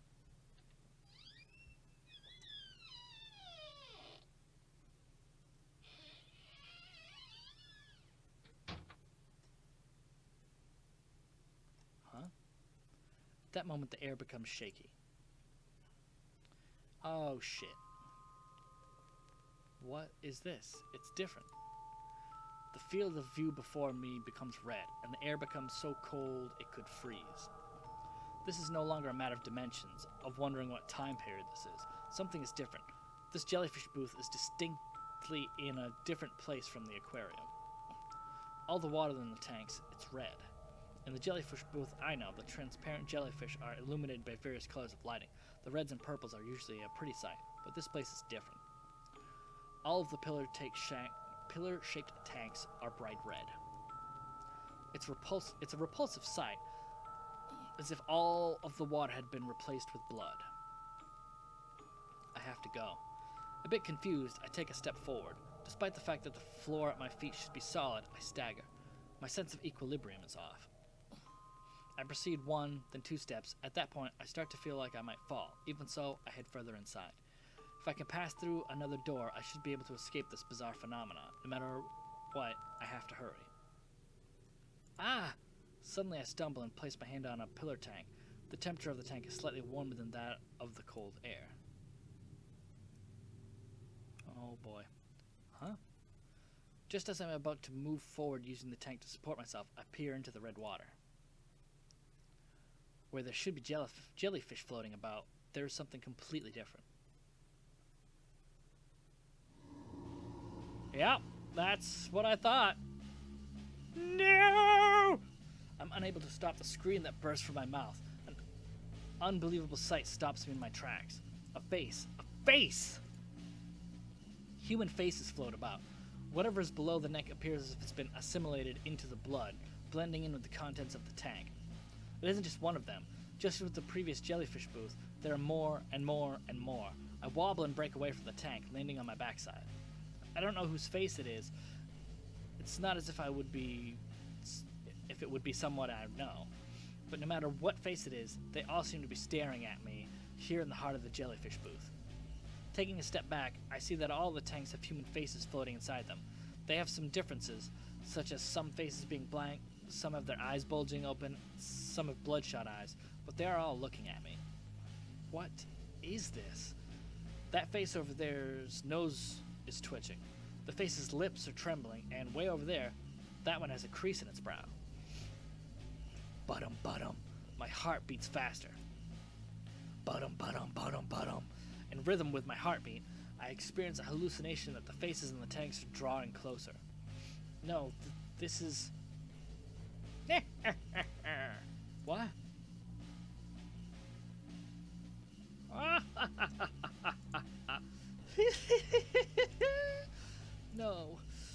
isn't a hallucination. I am certain that all these faces are getting closer to me. The fact that they are getting larger serves as proof. The boundary between the tanks and the air is gradually being removed. This room is becoming all water. The faces are swimming in that water, drawing closer to me. As the faces draw closer, the sound within the water grows louder. Rather than someone's laughing voice, it is the sound of someone sobbing that grows louder instead. Either way, it is the same to me, wearing away at my mental state.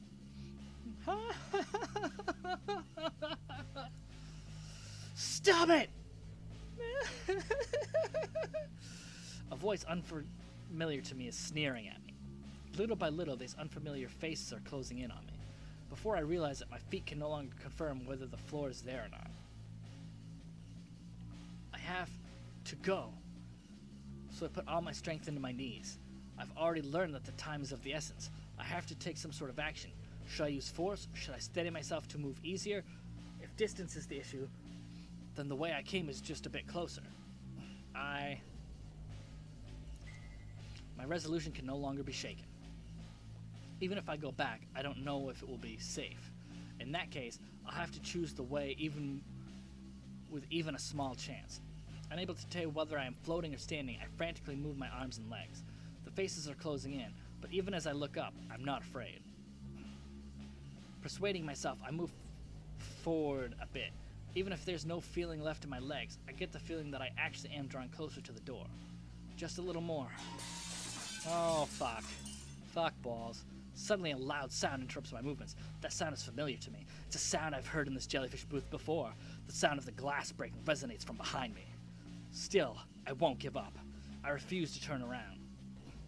If I were to see something bad right now, this time my heart may really break. In that case, it may be better for me to not know. Hi. On the heels of that thought, various voices, all laughing and crying, begin to resonate behind me. They are probably the voices of those faces floating in the blood. The voices steadily draw near, finally closing in on me. Fish with human faces. They say that fish with human faces swim about. It reminds me of an urban legend Himino talked about. However, I don't have the time to be in shock over a rumor being true. I won't falter. Human faces and shards of glass are pressing at the edge of my field of vision. Occasionally they touch my cheek and forehead, but I move forward. I drift as I move along. Grabbing the door with a clack, I encourage myself out loud so I don't lose focus. I have no idea what lies ahead. Gah! Almost at the same time as I pull on the door, I begin to feel heavy pressure against my back. It's heavy. Why? I can guess what has happened. Surely the fish are stopping me from moving on. This feeling of having my clothes pulled on is proof of that. I never thought a fish could be this strong. I'm going, so I bite down on my lip and try to move forward. The harder I try to move forward, the stronger the fish's resistance becomes. Himino is suffering even more. I shut my eyes and grind my back molars, then hurl myself at the door. The door flies open and I fall to the ground. Even so, I muster up my strength to shut the door. There is no longer any pressure against my back.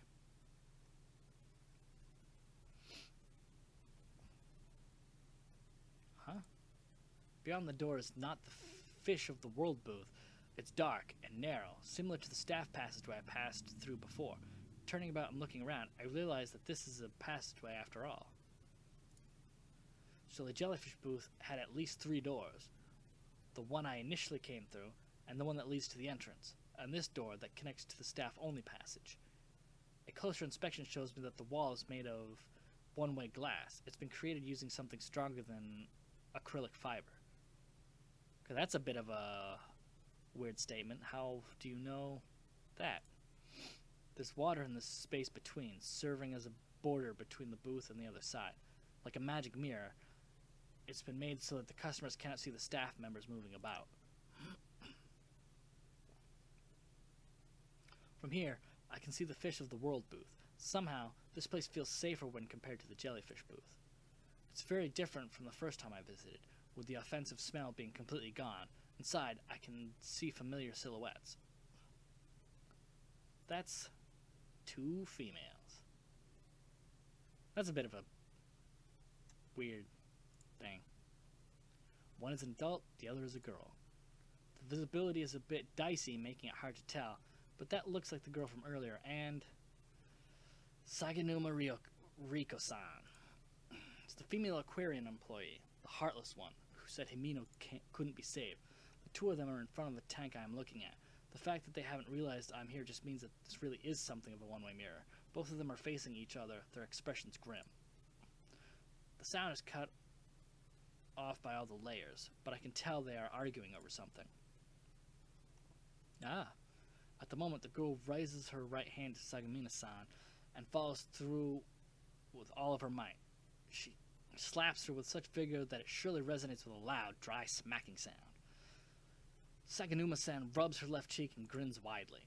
Seeing Saganuma-san grin with such composure after being struck gives me chills. The girl only deepens the crease in her brow. At this rate, things will only intensify. I realize that I will have to stop them.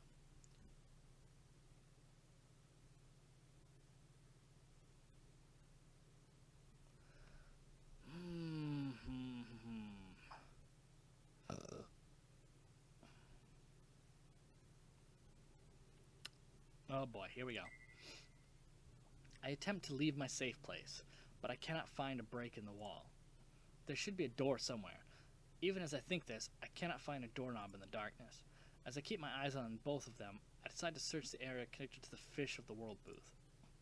Their quarrel continues, the girl using hand gestures to get Saganuma-san's attention. In contrast, she merely looks down on the girl. From my perspective as an outsider, it doesn't look like she's even paying attention. What could have happened? What in the world could have happened to bring them to such a climax? Though I have many questions, it's unlikely that I'll get any answers. A sad expression appears on the girl's face for a moment, then she looks away from Saganuma-san. At almost the same time, the composure leaves Saganuma-san's face. She creases her brow and opens her eyes wide, her nose twitching. Something has touched a nerve, getting her attention. Even without sound, that much is clear to me. Huh? Well, wait! Without thinking about it, I pound on the wall. However, this doesn't cause so much as a ripple, leaving me cut off from the two of them. This time, Saganuma-san hits the girl. Then she immediately grabs the nape of the girl's neck and throws her into the wall of the tank. There are no signs of the impact.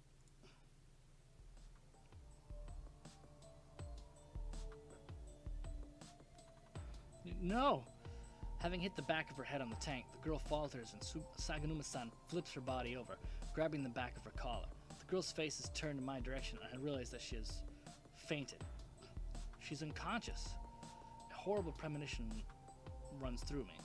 With the girl's chest pressed against the wall of the tank, Saganuma-san grabs the back of her head and smashes it against the tank wall over and over again.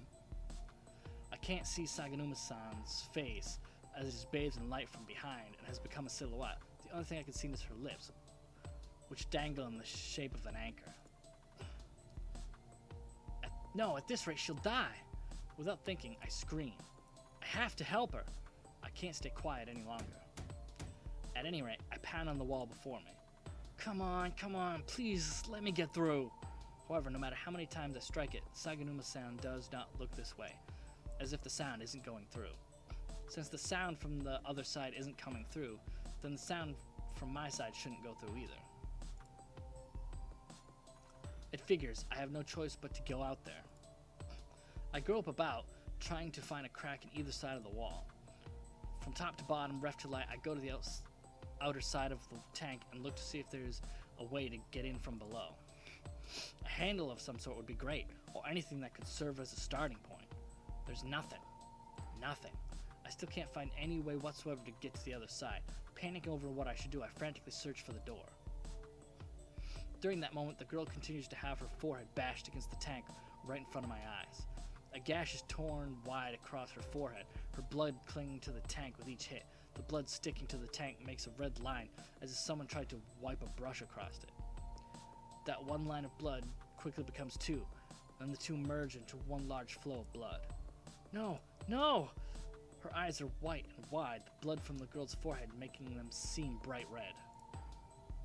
From those eyes, I can sense no signs of life. Saganuma Riko's lips are, of course, smiling. Stop this! Unable to stand anymore, I scream. However, it is pointless, merely echoing back through the passageway I'm in. Stop! No movement is left in the girl, save for the shaking of her eyeballs. No Not just blood from her forehead, but as her entire body goes limp, fluids from all over leak out. Huh? As the life has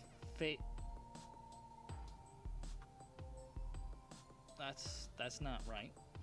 As life fades from the girl, I see a small movement from her lips. I mimic that movement with my own mouth. The truth of the deep sea. As these words are unvoiced, I have no idea whether or not that's what she really said. However, to me, that's what it seemed like the girl was saying. Saganu Mariko tosses the girl. She flops over as she hits the floor, having been reduced to a mere object.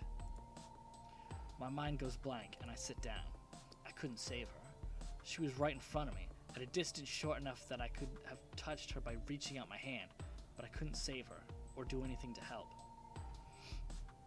Just in case, Saganu Mariko kicks the girl over. Her heel strikes the hard floor, and that which was the girl's head flops over. Just like that, she leaves the fish of the world booth behind.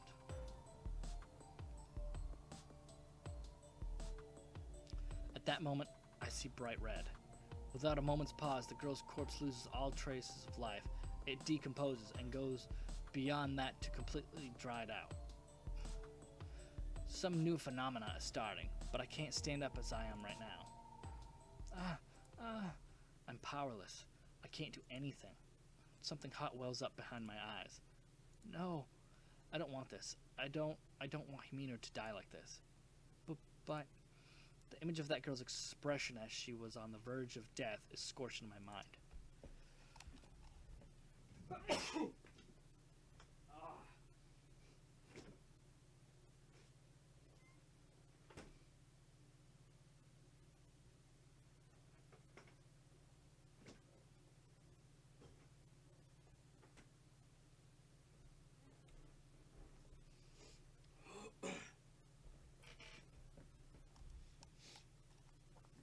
So hollow, yet so desperate, her face burning up with rage. That face keeps appearing within my bright red vision. The deep sea, the truth. Just before the flame of life was extinguished, I think those were the words the girl left me. Then what? I don't want to just sit here brooding like this. Big sister. Huh? That voice just now. Even though it feels easier to just break down and cry, hearing the voice of my little sister from somewhere brings me back. That was Mari's voice. Big sister, come this way. Mari, where are you? This way, over here. Where? Where? I said this way, over here. It is Mari, Mari's voice. It really is. But from where? Before I realize it, I'm on my feet. Mari's voice echoes about the room like an announcement from a loudspeaker, but I can't find the source. I don't want to lose sight of this one strand of hope that has filled the hole left by my feelings of anxiety. Let's go. I cannot forget that girl's death. Stricken with grief near the breaking point, I hold myself together. Thanks to Mari.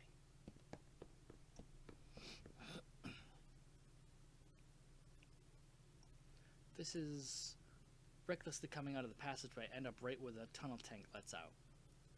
Big sister! Ah! Big sister, this way! Mari, is that you? I slowly turn to the direction the voice is coming from.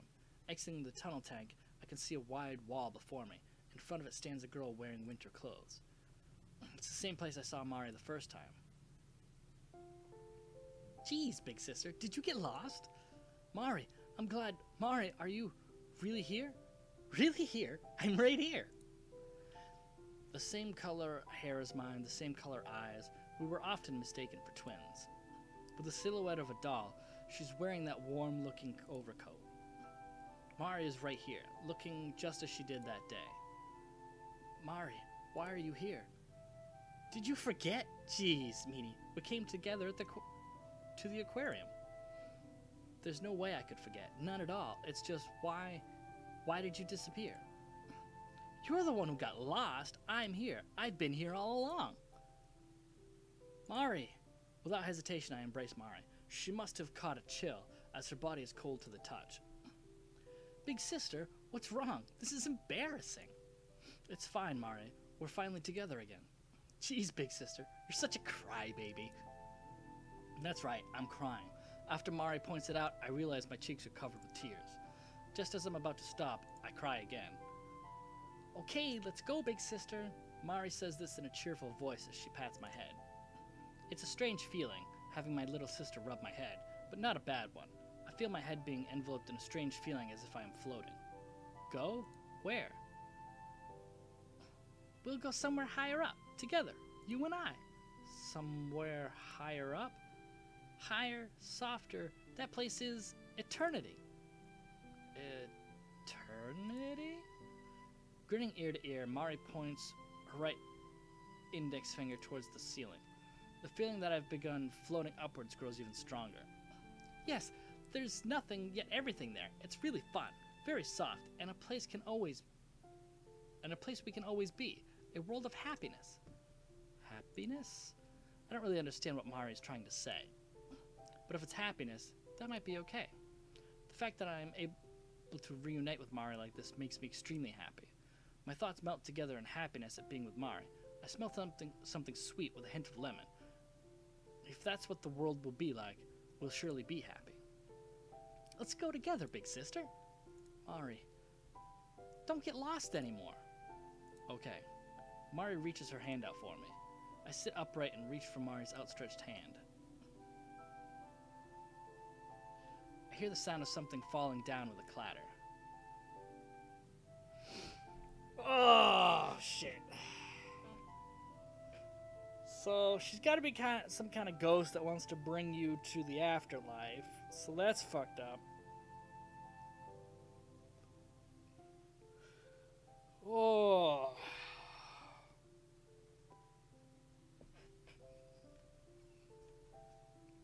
This is going to end badly. Drawn to the sound, I look down at my feet. The keychain with the droplet and the starfish, that precious memory of Mari and I. The unstable bridge connection, Himino and I. This keychain has a sticker with a picture painted on it attached to its back, so it probably isn't Mari's, but has the same shape. Sorry, Mari, I've been regretting not trading you this jellyfish keychain the whole time. I got hung up on something so petty, so... No, that whole thing? It doesn't matter. Huh? At Mari's words, I withdraw the hand I hold out to her. Just now, Mari said it doesn't matter, not don't worry about it, or it's not important. She declared it nonchalantly, with that smile she always wears. My heart resounds with a loud thump. At that moment, Himino's words float through my mind.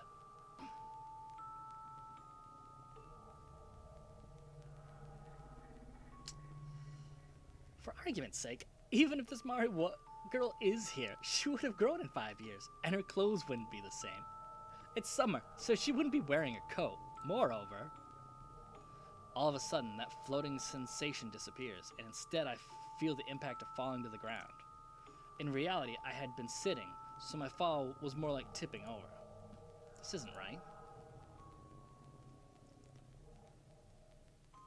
This isn't right. What's wrong, big sister? Come on, let's go. Himino's words vividly rush through my mind. Surely Himino has saved me, because now I can clearly see the form of that thing before me. You're not Mari. No matter what, Mari was never the type of girl to just say it doesn't matter. Not to mention that the keychain had been so important to us. I can't see her declaring that something like that doesn't matter. What are you saying, big sister? I'm Mari. I'm Mari. When Mari refers to herself as I, she always drags it out. As I get up, I announce this to the thing before me. I'm,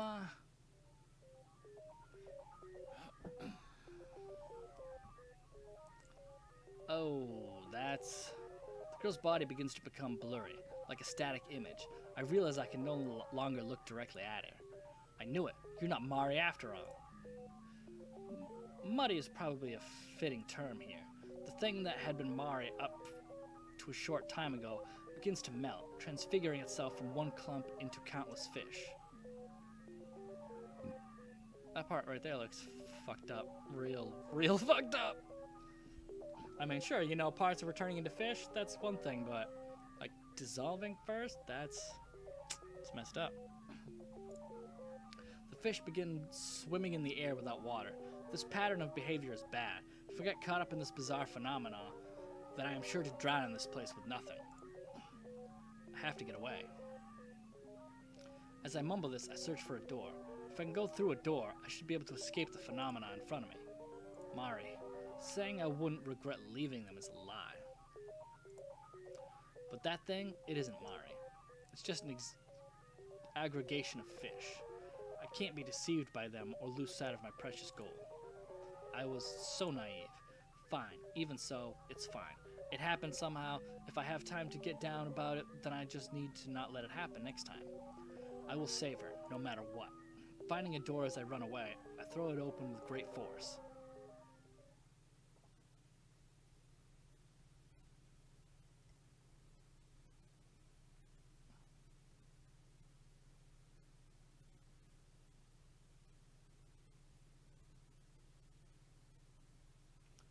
So that's like the first time something's actively trying to aggressively kill you, instead of just reacting to your presence in a place and putting you in a shit situation. I think that was something that happened a while ago. About a year ago, it was something that happened in the summer, during a break when I was looking over my notes for a quiz or something. Hey you, keep this in mind. What? A girl from my class suddenly came to my seat, kicking my desk as she yelled at me. She was unexpectedly strong, the notes and stationery on my desk scattered about. She was like a leader in our class, a part of the largest group. Having almost never spoken to her, I had no memory of ever making her mad. Unable to get mad, I was merely bewildered. Then Himino showed up, and with her face downcast, picked up my stationery. Sorry, it's my fault. Your fault? A girl from that group invited me to round one this Sunday, but I turned her down. That was the day Himino and I made plans to go to the movies. Indeed, I was able to more or less understand what had happened. When she asked me why, I told her I already had plans with you. Of course, I hesitated to tell her that, but she was persistent. But you could have gone. The girls' group was big. If there was an event or something, basically the whole class went along with them, but it wasn't strictly a good thing. The group pride was as great as their group mentality. The girl that had come over a few minutes earlier was particularly striking. Aha, like I'd go. Maya, you should know you take priority. But if you turn them down, they won't invite you anymore, will they? If their pride was really that high, then that's how it would be. I had heard that, except for that girl as the leader and two others, people were regularly being brought in and thrown out of the group. It wasn't something I cared to hear about, but the bad things girls who had been kicked out said regularly found their way into my ears. Yeah, I won't be invited anymore, for sure. What? But that means... I saw it was a disadvantage for Himino, who loved going to events. Like she could have had an adventure getting elected to executive committees for things like the Culture Festival or the Sports Festival, or getting votes for a program or something. It may sound like a discussion of politics, but ever since reaching junior high, things have had this kind of mysterious flow to them. Anyway, if it was one who turned her down, it's not like from discrimination. I just didn't like them from the start. As she readily declared this, there wasn't a hint of doubt in Himino's face. This kind of thing happened several more times until now. Cheerful and fun to be with, beautiful Himino was also popular with her classmates. Since I was always with her, there were plenty of instances of jealousy. But from what I saw, Himino didn't discriminate against anyone, or try to butter them up, just like with the girl from that group. I often asked Himino, why are you friends with me? Is that really something you need to ask? More importantly, it's not like I'm being your friend as some kind of favor. I'm your friend because it's fun, okay? Every time I asked, Himino laughed it off. I really loved the smile she gave me at those times.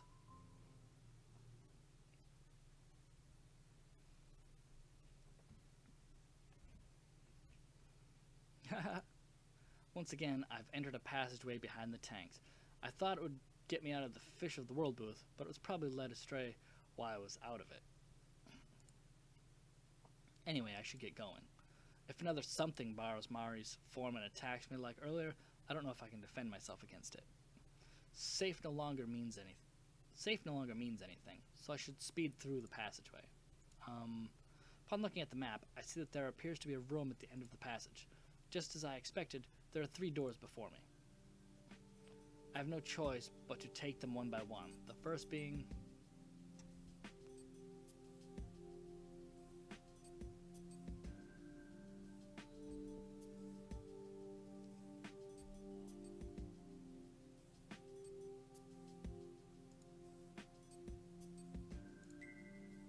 This is the director's office.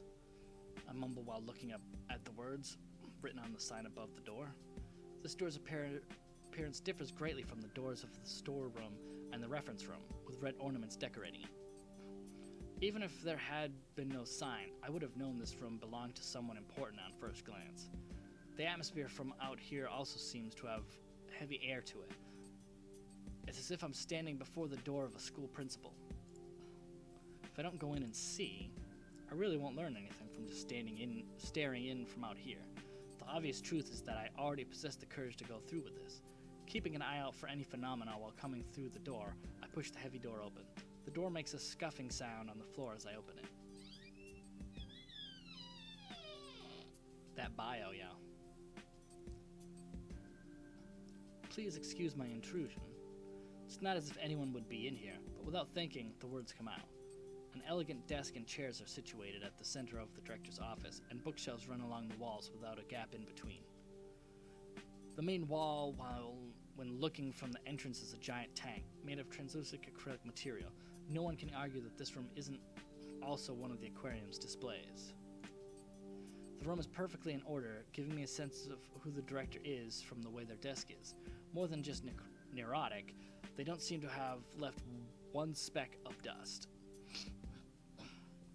There doesn't seem to be anything particularly strange, does there? Except for the fucking bug right there! You know.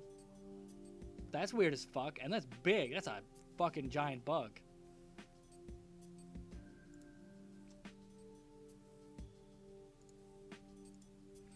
Just as I mutter, I notice a map on the top of the desk. In this neat and tidy room, only the top of the desk appears to be a work in progress. This is... After moving aside a book that seems to be in use as a weight, I find a map of the aquarium. This one is different from the one I picked up at the stage. The design seems older, and the publication date is from 5 years ago. 5 years ago. It's not as if I can ignore that number. It's when everything started for Manton Aquarium and for me. Inside the map, I discover one defining difference. The deep sea fish booth. That place that was closed down 5 years ago is recorded on this map. Could this be... It seems that the deep sea fish booth was just after coming out of the tunnel. However, it's strange. I've been to that area several times, but there's only a long wall. There's no trace of anything else. It seems that when it was closed down, they filled in the wall. It wasn't like that from the start. Questions rise within me as I consider this. If where I am now is 5 years in the past, then I should be able to get to the deep sea fish booth. Huh, this line. As I repeatedly look over the map, I spot one red line. The line extends from the deep sea fish booth all the way up to the circle at the top of the map where there is nothing else. The staff passageway connects to the deep sea fishing booth. My idea seemingly confirmed, I nod without realizing it. The deep sea fish booth is the only place in this aquarium I haven't seen yet. Surely Manton Aquarium's secrets will be there. Just a little further and I can finally reach it. This is... As I trace my fingers along the map, I mentally position the booths in the aquarium on it. Come out of the tunnel tank and turn right, and the Fish of the World booth should be there. Go in a straight line immediately after turning left at the passageway behind that, then take another left, and there's the director's office. In other words, if going straight through as the map says, this office is just past the tunnel tank, and between the tunnel tank and the director's office is situated the deep sea fish booth. So then this room with the red circle is here? The director's office is directly connected to the deep sea fish booth. Since there's nothing written in the map's blank spaces, save for the red circle, I think it's safe to say it's the room I'm in right now. I stopped looking at the map and began to glance around the room. There's nothing but bookshelves along the walls, even though there should be something leading to the deep-sea fish booth. The tank. Looking at the tank on the interior of the room, I mutter, surely there should be something within the tank. I can't swim through the tank and reach the deep-sea fish booth. I'll have to look around the room again more thoroughly. Just as I was about to look around the room, I spot a picture frame on the desk. It's of two people standing side by side, but it has probably been stretched from its original resolution, making it hard to clearly distinguish the faces. However, they are familiar. As I'm exploring the desk, I discover something of a metal frame below it, about 50 centimeters all around. The parts and materials on the inside are different. On one side of it, I find a collapsible handle. This is... I put my hand on the thing that looks like a handle with the intent of pulling it out. Stop! Huh? Without thinking, I look over my shoulder for the voice that seemed to come out of nowhere. That was just my imagination, right? Even if it's not my imagination, it wouldn't be the first time here at Manton Aquarium. As if mocking me as I try to find an explanation for it, the voice continues even louder with, "Stop it!" I have to ignore it. If I want to get away from this voice, I have to keep going. I shut my eyes and pull harder. At the same time, the ground trembles with a clatter. I can hear the sound of the room creaking. I open my eyes and look at the legs of the desk. It's shaking. An earthquake? In a normal earthquake, I would just stay under the desk, but right now I choose not to. I poke my head out to check on the rest of the room. The bookshelves, everything on the top of the desk, even the water in the tank is shaking. I prepare myself for the possibility of the tank rupturing, but it is a needless worry. I become aware of one strange fact. This shaking isn't a natural phenomenon, because the place where I am standing isn't shaking at all. Leave! As the voice echoes, the shaking of the furniture grows stronger. Still, that's the only thing. Leave now! The frequency of the voice echoing from out of nowhere is steadily increasing as well. I can't leave yet. Leave! I don't know if my words are getting through. As if in agreement, the vibration of the furniture grows more violent as the mysterious voice's strength increases. I will leave. I am leaving. But I only leave with Hamino. Instinctively, I give voice to my determination. I have no choice but to move on. I sit down once again and reach for the handle under the desk.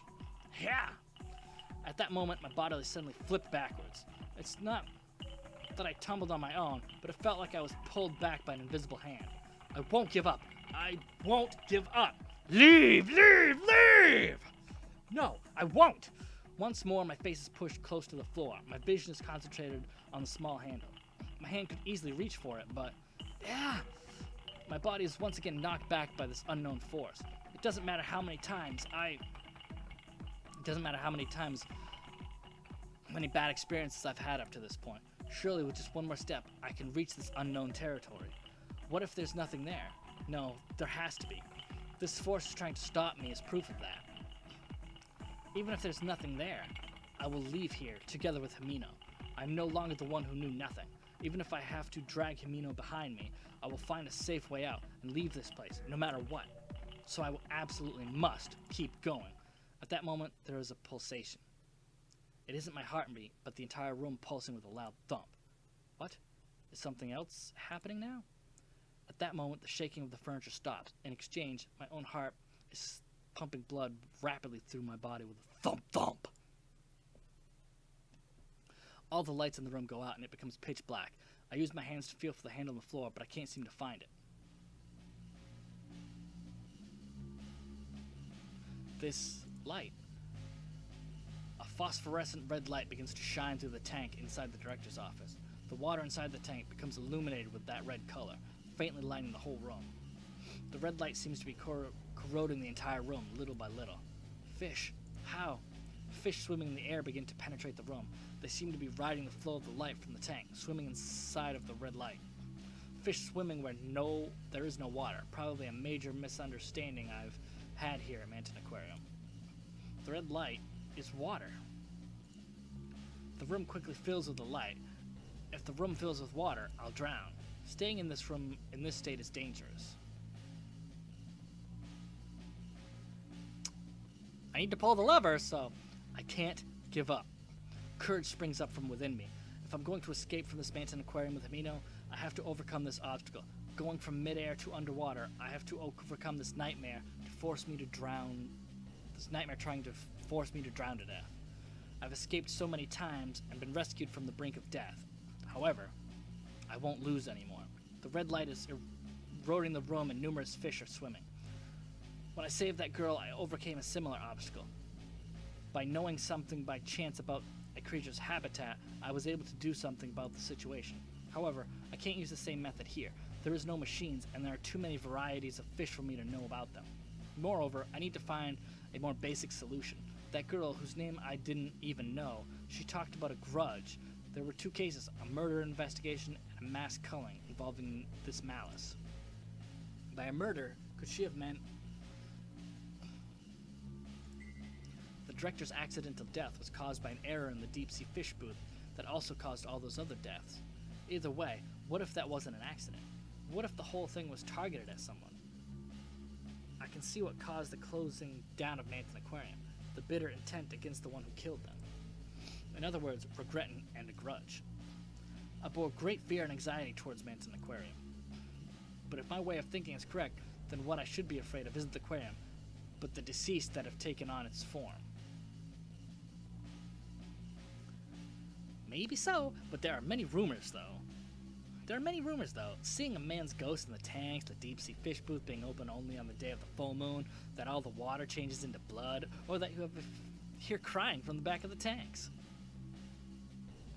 Camino's words from that lunch break long ago all come back to me now. The director, you! As if agreeing with my conjecture, the red light glows more dense, and it becomes hard for me to breathe. I don't have time. With just one more step, I should be able to overcome this phenomenon.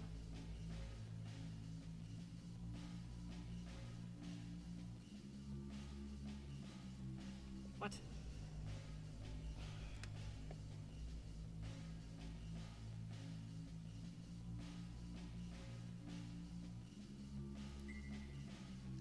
My own body has taken on buoyancy and it's floating around.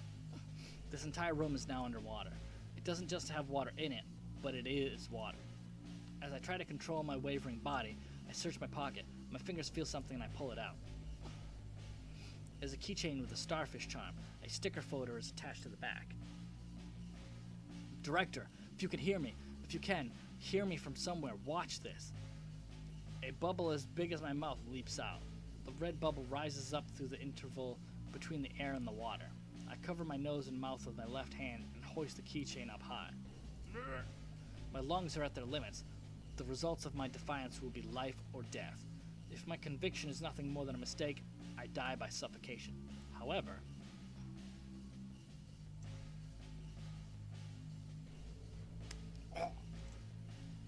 this is the last bit of air in my lungs. The last bit of air in my lungs, this red bubble climbing to the heavens, along with my memories. Inside of my head is becoming murky. There isn't enough oxygen. I'll die. In just a matter of seconds, I will drown to death. Stop this, father. In time with the girl's voice, I feel the pain of my body crashing into the ground. Ugh! With a thud, my butt begins to hurt. However, that pain is proof that the director's office has returned to normal. Without hesitation, I feel grateful for gravity. It's all right now, father. Sayo. Sayo? Just like when I tried to open the door, a voice echoes through the room. As I steady my breathing, I look around me and survey the room. As expected, I cannot find the source of the voice. I've heard this voice before. It is a voice I've heard many times in Manton Aquarium, a hollow voice, one that projects well. This isn't a mistake, it's the voice of the girl, the one killed by Sagamuno Riko. I take another look at the picture on the keychain in my hand. By father, do you mean that this is? It sounds like she must be his daughter. In other words, that girl was the daughter of the director? She is. So then that's why I realize that she's the daughter of the director whose murder was made to look accidental, which is why she has so tenaciously pursued the secrets of Manton Aquarium.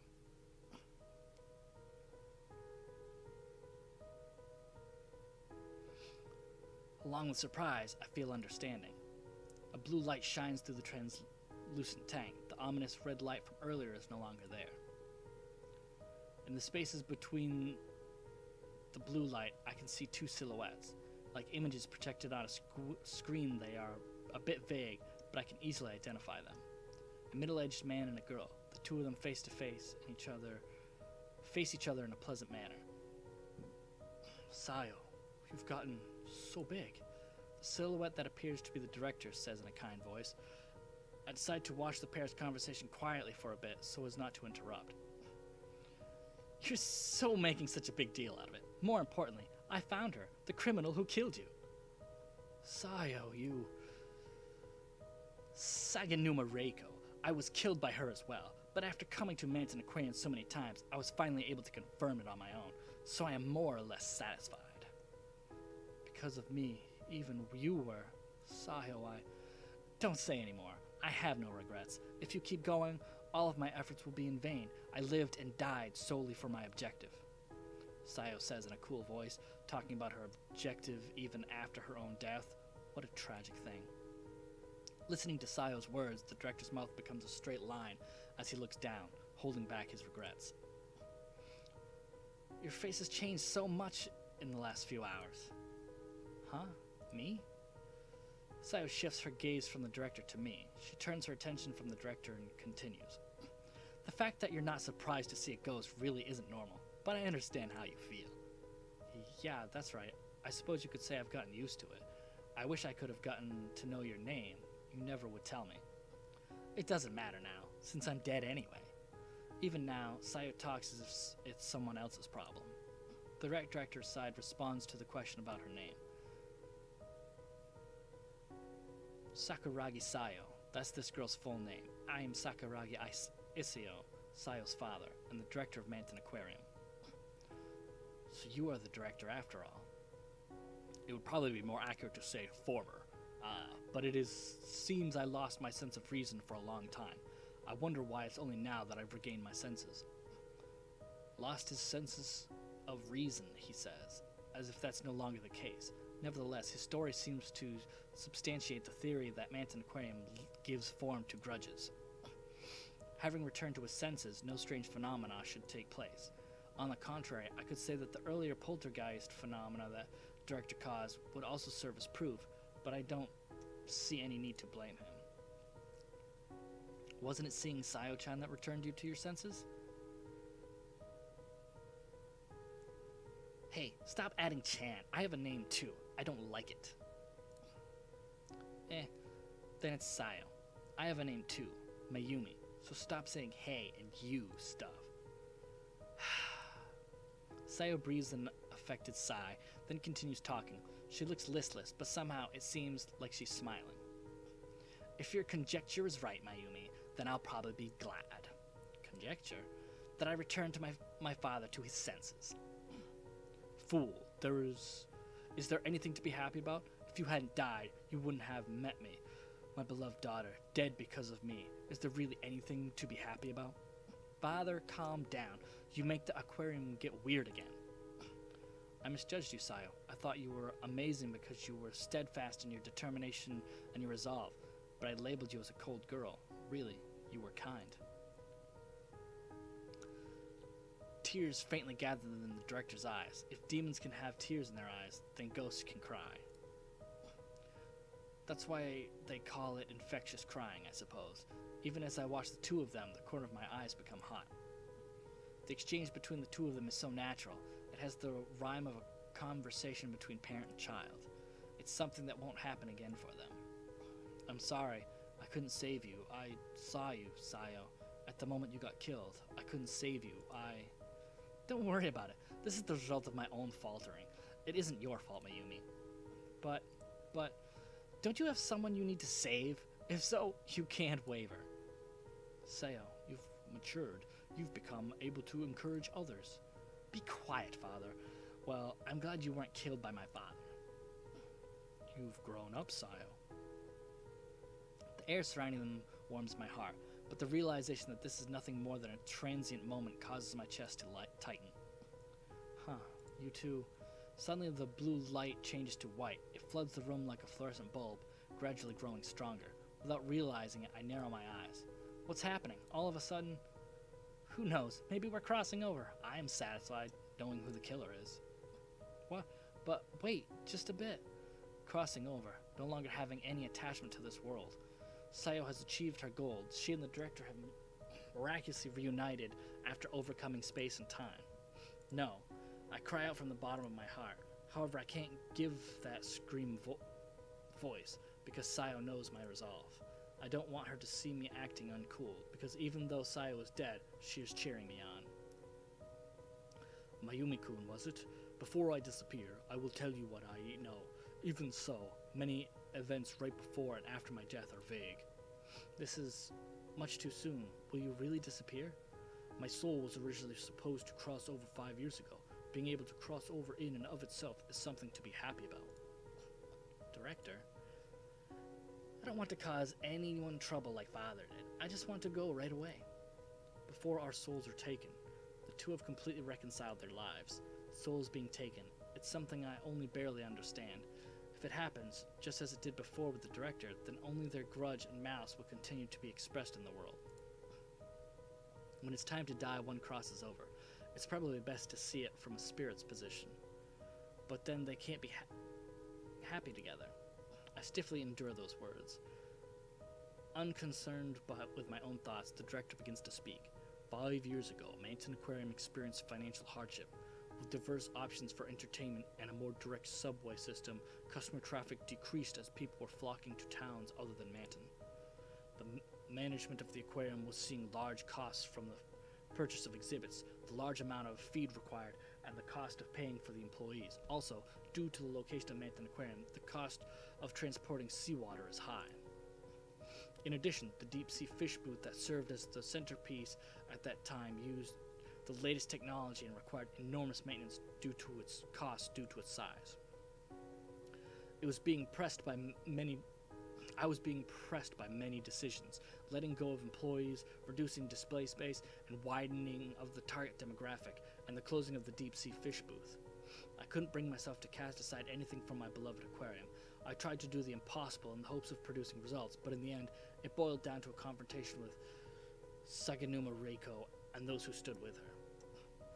I was eliminated in the most rational way possible. In other words, I was killed. It was made to look like an on-the-job accident. The director continues, unperturbed by my trembling. I rise to my feet and reach out a hand to Saya. She is also listening quietly to the director's matter-of-fact way of speaking. Her form seems so fragile. I am unable to touch the image she is projecting into the light. Despite my positioning amongst management, I let her know, in not so subtle terms, how I felt about her. This gave her all the motive she needed. I have no doubt that my murder was, in some part, because I pushed her too far. Beside me, Saya lowers her head. However, she listens carefully to the director's monologue. I study the director's face and wait for the rest of the story. Then Saganuma Reiko sent all of the fish in the deep-sea fish booth to their deaths. There were 1,217 of them in all. There were probably those employees who had their doubts in regards to the recurrence of unlikely accidents.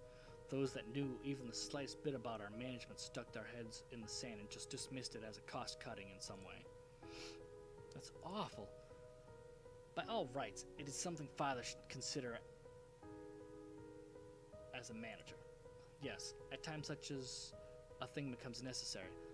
Saganuma Reiko held neither reverence nor regret towards the fish she, a human, killed. She probably smiled when killing them, forcing them to bear the brunt of her rage and grudge against me. My soul was already here.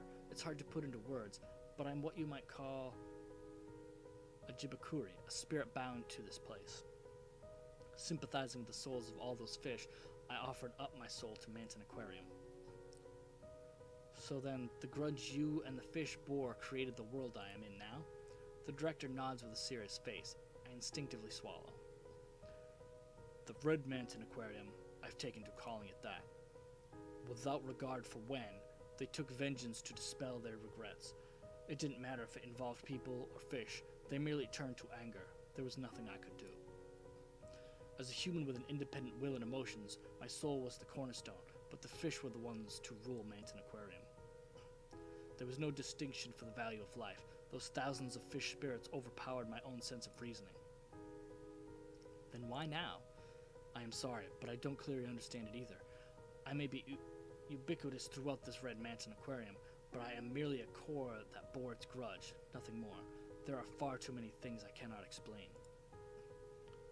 But if I were to venture a guess, I would think that reunion with Sayo has led my soul to stop producing negative emotions.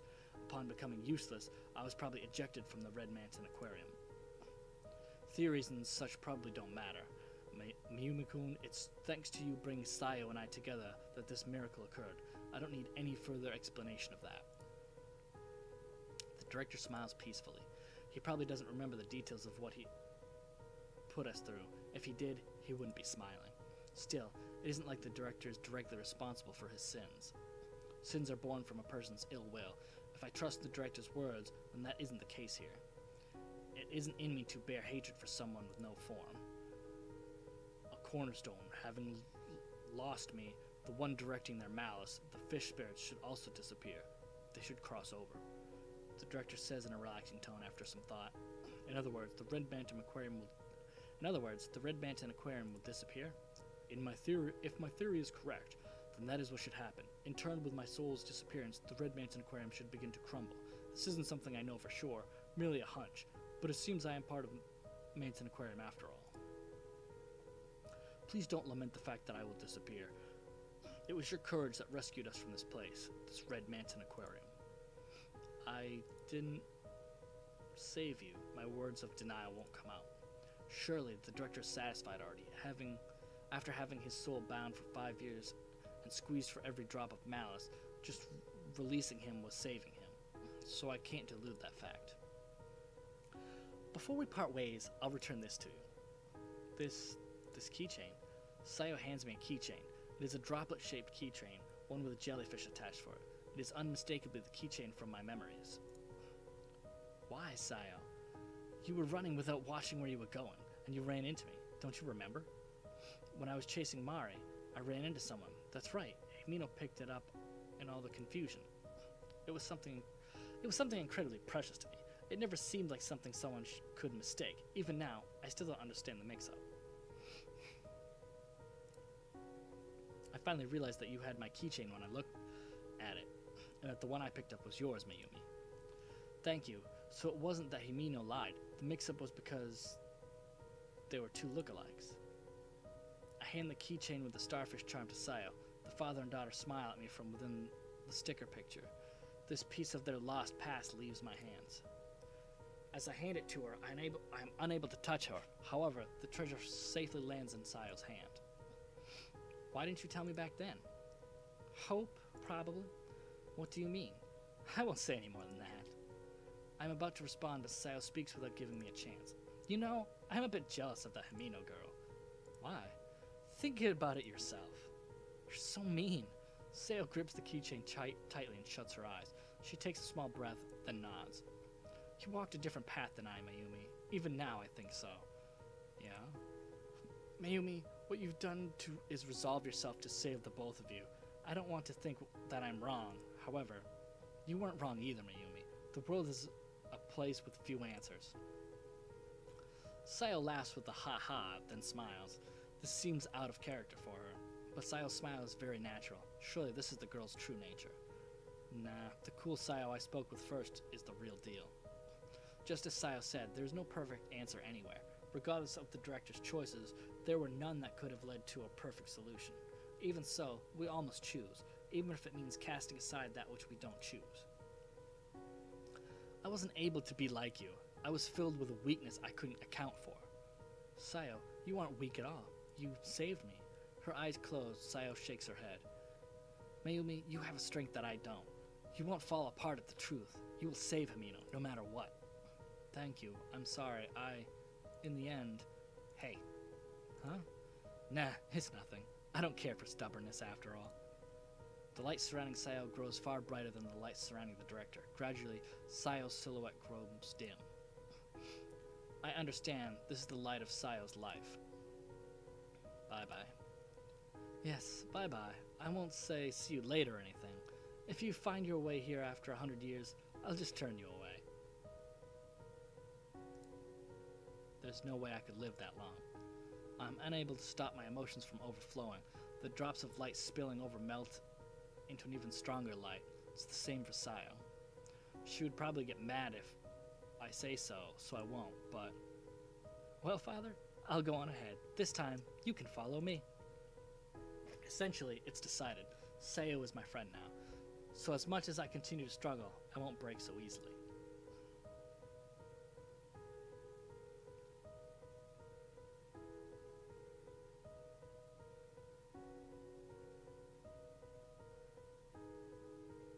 By the time I've wiped away my tears, Sayo's light has already vanished.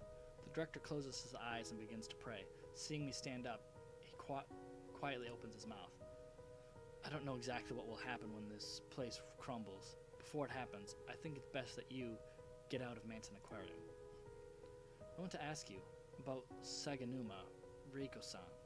She's still alive in this aquarium, isn't she? The woman who had killed not just the director, but his daughter too. Her insane smile is etched in my mind and won't disappear. She shouldn't be living. I can't remember it clearly, but I do know this. Manton Aquarium did exact its vengeance on her. If she's still here in the aquarium, then she's nothing other than a ghost. She's a captive soul bound here by the grudge and malice that pervades this place. If so, when this place crumbles, she'll disappear as well. You needn't worry. Yeah, unless she becomes the cornerstone afterwards, and then stuff gets really bad. Really, really bad.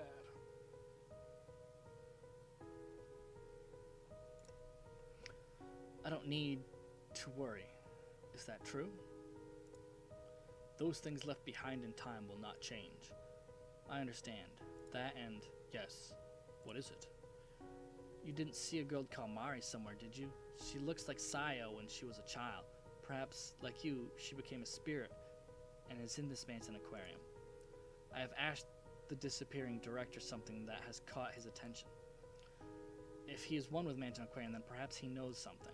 However, that hope is quickly dashed. I do not know. Ever since my death, my mind has become rather vague and fragmented. Is that so? However, as it is vague, I cannot definitely say that she isn't here. In the deep-sea fish booth where I lost my life, there may be some truth even I do not know. Speaking of which, Director, when you were under the influence of the grudge, you told me to leave. Did you understand somewhere deep down the danger of the place where you were killed? I wonder. Honestly, I do not know. Well then, it seems the time has come. Director! I can no longer stay here. I realize it may be irresponsible. However, it seems this alone I cannot fight. In this world, there are powers that go beyond human understanding. Please wait. If you wait too much longer, I won't be able to follow Sayo. If I wait. When I reach the other side, I will pray for you, that you may be saved and blessed.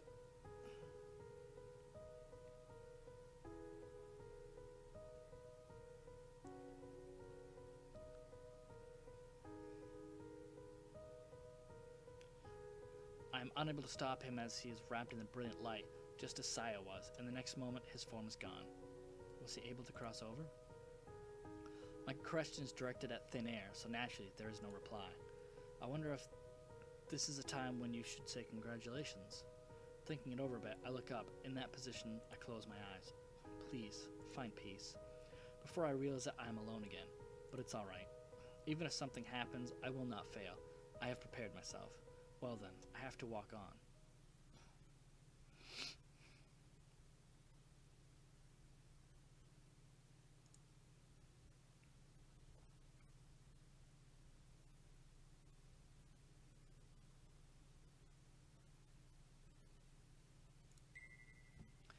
Reach for the small handle under the director's desk. Wait just a little longer, Himino. I have no time, but that means I have to be all the more careful.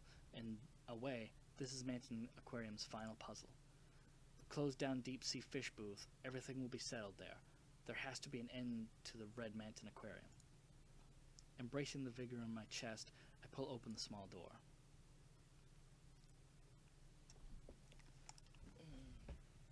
Be right back.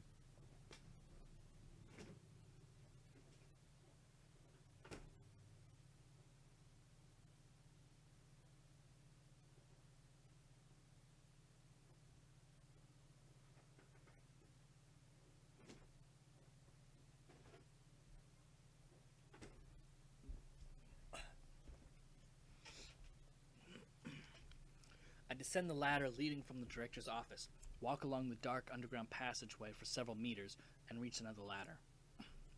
Causing a dull sound to echo, I climb the ladder. As I approach the door overhead, cold air flows through. Oof. Pushing the door up with my head, I reach the top of the ladder.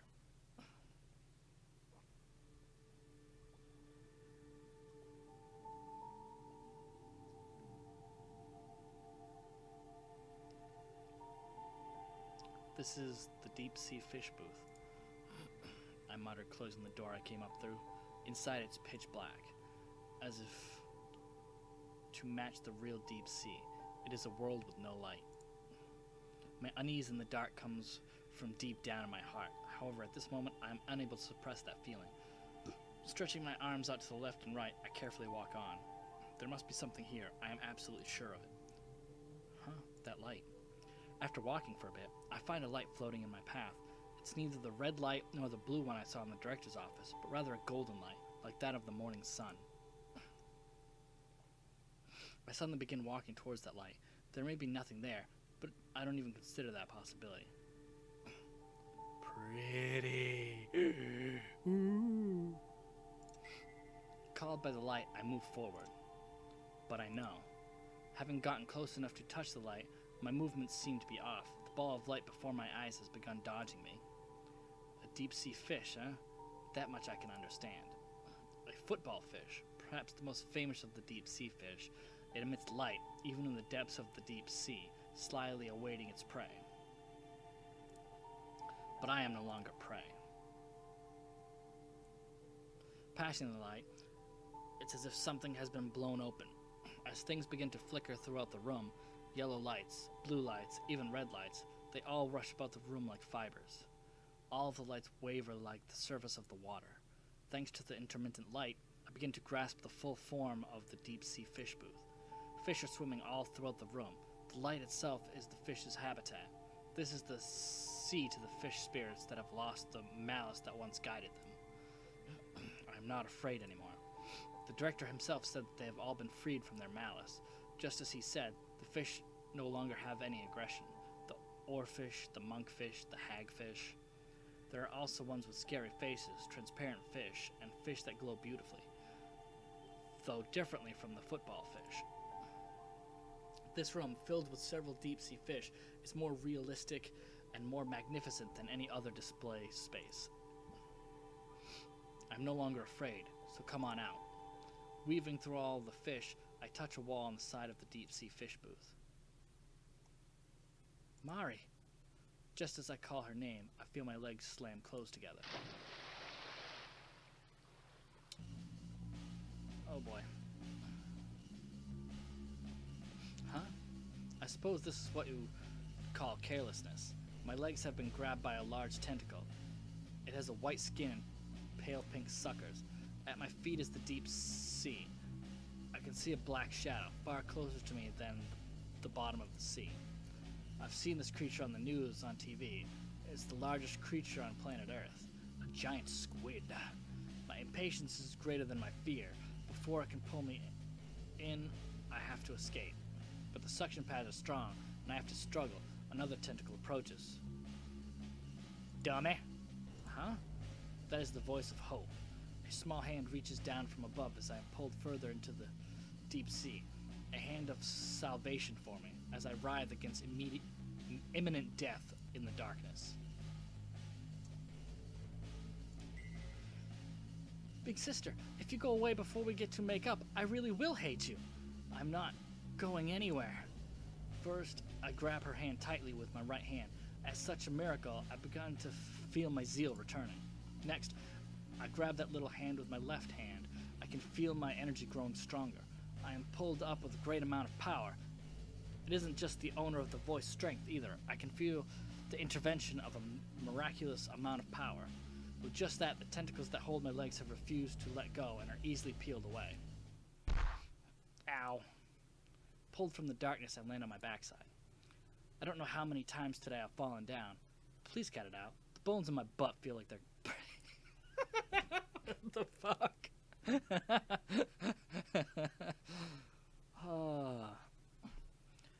That's gotta be like a Japanese thing, that girls have magnets in their butts. They're like cats. They always land on their butt. This is no time for such carefree thoughts. I've ended up in the deep-sea fish booth once more. This room with so many types of fish just swimming about. She is here. I puff out my cheeks, place my hands on my hips, and push myself forward with my palms.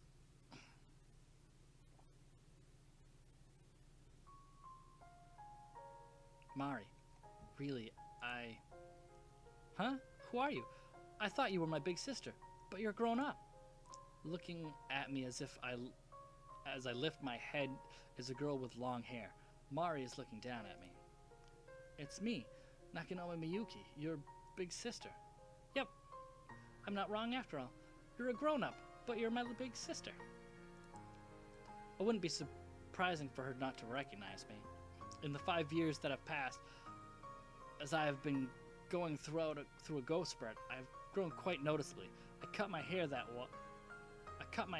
was, at the time, as long as Mari's, and my looks and my body have become a little more mature. But Mari's laughing and nodding. She called me Big Sister. I've been looking for you this whole time, Big Sister. Since you got lost, I thought I should find you, Big Sister, the whole time. I realized that Mari's voice has an echo to it. It isn't because of the room that we're in. It's probably due to the light shining through Mari's silhouette. I saw something scary. A lady with a scary face wouldn't let the man who looked worried get out of the water. She was drowning him. Aw, that fucking sucks, dude. A lady? A man? Could that be the director in Saganuma Reiko? I got so scared I ran away, but this lady chased after me. Saganuma Reiko. Mari, she... I ran and ran. I hid myself in some sort of box. I thought of how I wanted to see you and stayed there the whole time. Then suddenly the whole place filled with water and I went to sleep. Mari, I'm sorry. I couldn't save you. Having witnessed the scene of a murder, Mari ran away within the Mantum Aquarium as Saganuma Reiko pursued her. Then she ended up in some empty tank that was then filled with water. And then she... Was it an accident Saguma Reiko's doing? Or could it have possibly been that she slipped into the Red Mantum Aquarium?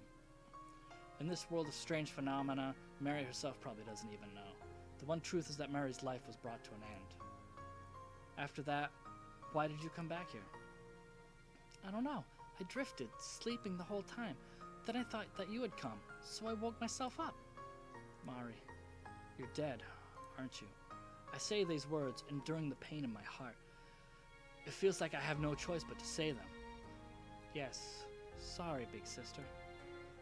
The one you should apologize is me. I had no idea you faced something so terrible, and I wasn't able to save you. Even though you waited here for me, I couldn't save you.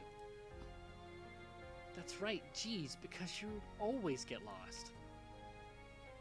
Big sister, are you crying? Mari says this to me in an innocent voice. I'm not crying. I am her big sister. Her big sister, 5 years her senior, so then I can't cry. Mari is smiling so broadly, I can't let her see me do something as uncool as crying. Finally, I was able to see Mari.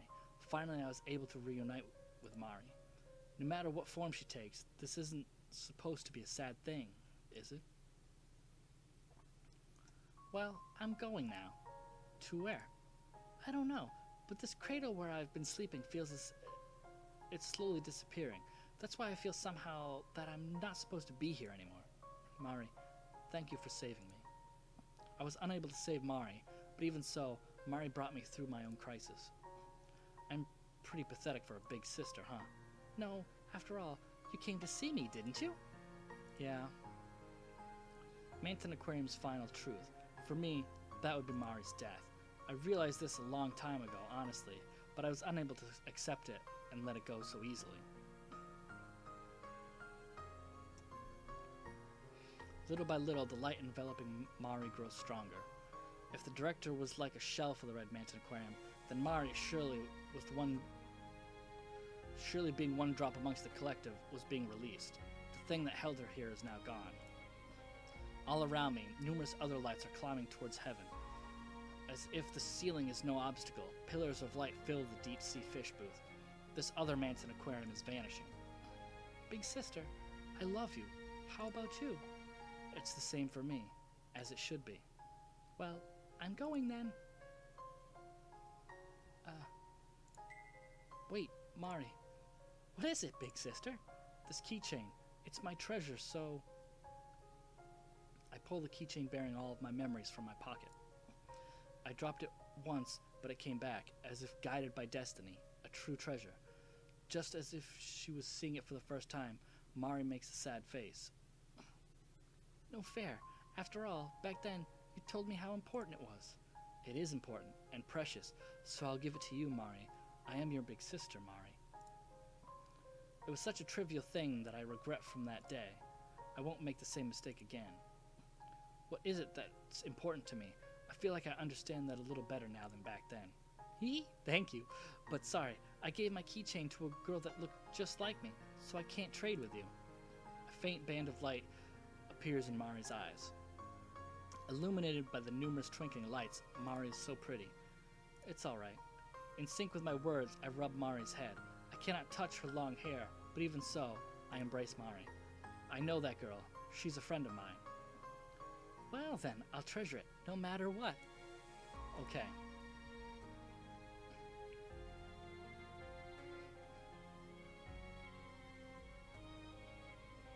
The light envelops even me.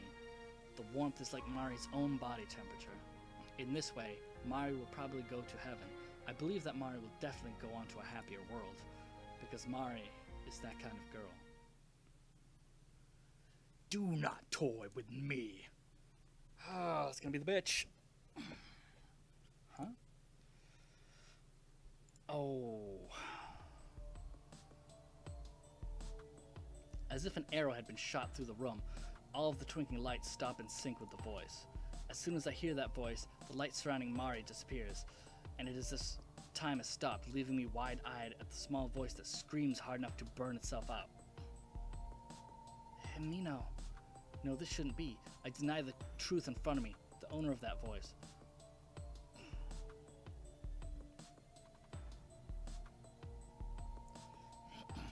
Don't go deciding it's all over on your own, Sakururi, going and destroying this place because you say your objective is complete? How convenient.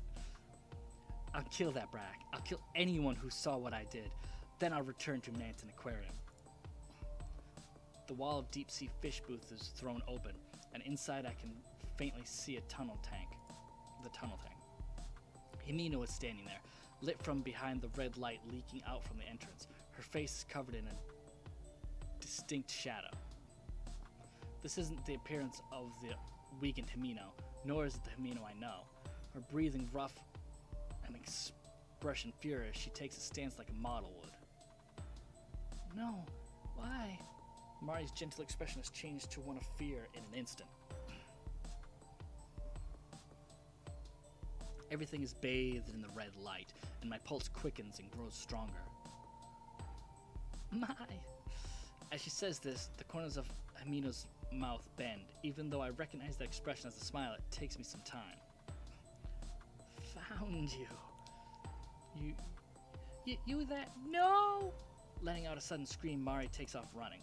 In order to reach the one and only exit in the basement, Mari uses her small body to slide past Himino's thigh. Himino, why? Hey, answer me, Himino! Why, my name isn't Himino. Huh? What do you... Isn't that... Could she be... There's no mistaking that as Himino's face and voice. However, this isn't the first time I've heard the way Himino's speaking right now. I remember it. It's someone I know. Saganuma Riko. You have guts to address an old lady, a lady older than you without respect. So you were a spirit after all. Then how did you get Himino's body? Through possession? Himino, this girl was shaken, and at the bottom of her heart, she bore resentment. Resentment? Yes, as to the one who left her all alone. That would be you, Nakanobu Mayumi-san. Himino, resented? Himino gives a sly grin. No, the one in front of me isn't Himino, is it? It isn't. But I came all the way here for Himino. I followed that brat to kill her, but I slipped from a machine and died, so I was unable to finish the job. If I can't get rid of my worries, I cannot rest easy. Sleep deprivation is the enemy of a woman's complexion. What? But you're already dead, aren't you? If she weren't dead, she couldn't possess Himino like this. It does not matter. I will use this girl's soul and, this time, create my version of Manthan Aquarium. There, I will resume my peaceful existence. If you're dragging Himino into it, then it's all wrong, isn't it? My soul is nothing more than a droplet within Manthan Aquarium. Just as I am released, I am pulled back in. My soul alone can't create Manthan Aquarium. I need something not linked to this place or the other souls, so I'll use this girl's soul. Then isn't that enough? Mari is already... It does not matter. I will kill that child. If I don't, I cannot move forward. There's nothing more for you to move forward to. With a twisted expression, Himino clicks her tongue with a ch. No, that's not Himino. Himino would never make that face. I'll go ahead and say this, but it's because this vessel has its own will that I am like this. The reason I hate you is because of an vector of malice from within. That's a lie. Mayu, I hate you. What? Words said on the spur of the moment. Words that don't even fill up for a second. Those words definitely originated from Himino's mouth and Himino's voice in the same way of speaking that Himino uses. Saganuma Reiko spins on her body around, and with the sound of her heels going clack, clack, clack, leaves the steep sea fish booth behind. She begins walking into the Manthan Aquarium that is now corroded in red. Stupid Himino, you idiot. Feeling nauseated, I say this over and over. That's why I'll save you, no matter what. I don't care if Himino does hate me, because I love her.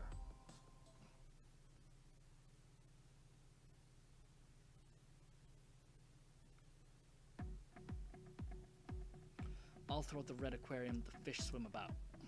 Rushing out of the tanks that served as containers, they literally migrate into every inch of this area.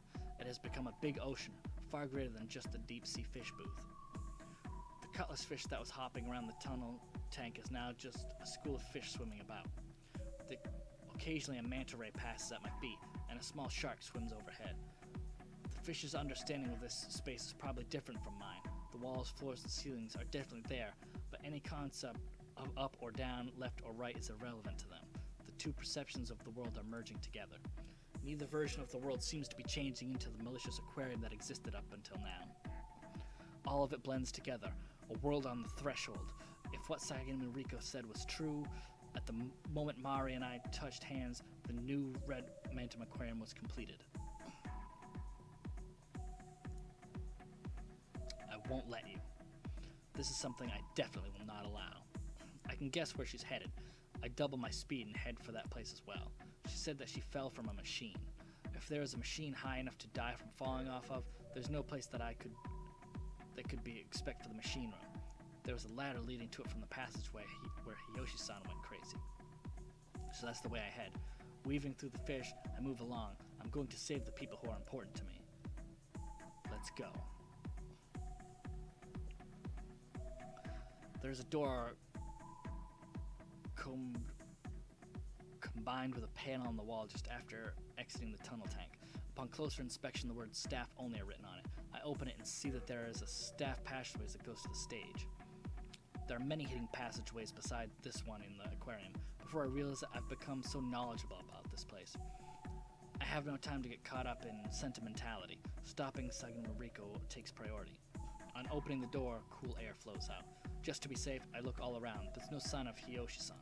The time axis may still be changing every time someone passes through a door, but I don't sense any strange phenomena in the dead silence of the passageway, so all that's left to do is to move on. Himino! Though I call out in a loud voice, I get no response. Himino! Mari! Where are you? As I move further into the passageway, I call out several times. However, there is no response. If so, then Saganuma Reiko has probably already climbed up. I climb the ladder on the side of the passageways, as this passageway is essentially in the sub-basement. The very top is quite high up. I climb it to get one go. Looking out, I am on the walkway of the tunnel tank. From here, one could feed the fish in the tank or adjust the machines. Excuse me.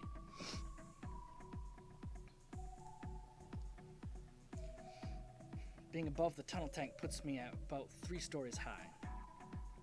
Looking up from below, it's hard to tell how high this goes thanks to the water. Physically, I get the sense that's how high I've climbed.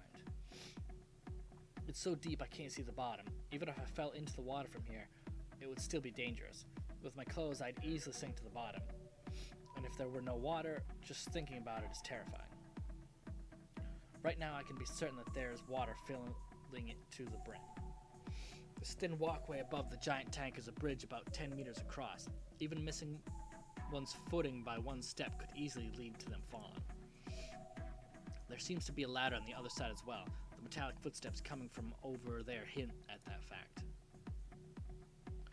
Over there are Himino, Mari. I've heard those footsteps before. They are Himino's boots.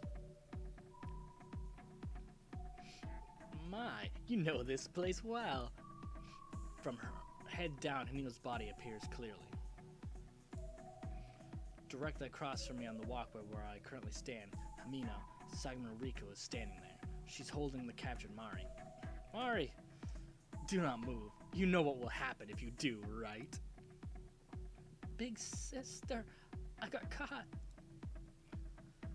Sagamo Riko has Mari by the collar, tightly restraining her. It goes without saying that there is a major difference in stature between Mari and Himino. She holds her as if she intends to enact violence on her captive.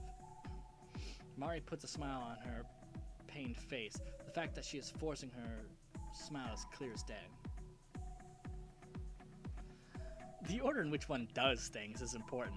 After I kill this brat, I'll cast aside the flesh of this vessel and assimilate myself into the aquarium. Once my mantle aquarium is complete, I'll curse you and end your life. So keep quiet and observe. Stop calling Mari a brat already, and stop calling Himino a vessel. Is there any meaning whatsoever in all of that? For me, the role one plays takes precedence. And in my world, I am at the center. How awful. I can't think of you as a human. Mari alone is bad enough, but Himino is being held hostage here as well. If Himino drowns, I can't save her. How can I possibly save both of them? I frantically scratch my thoughts. Sagamo Riko has taken her eyes off me. At the same moment I become aware of her stare, she laughs boldly.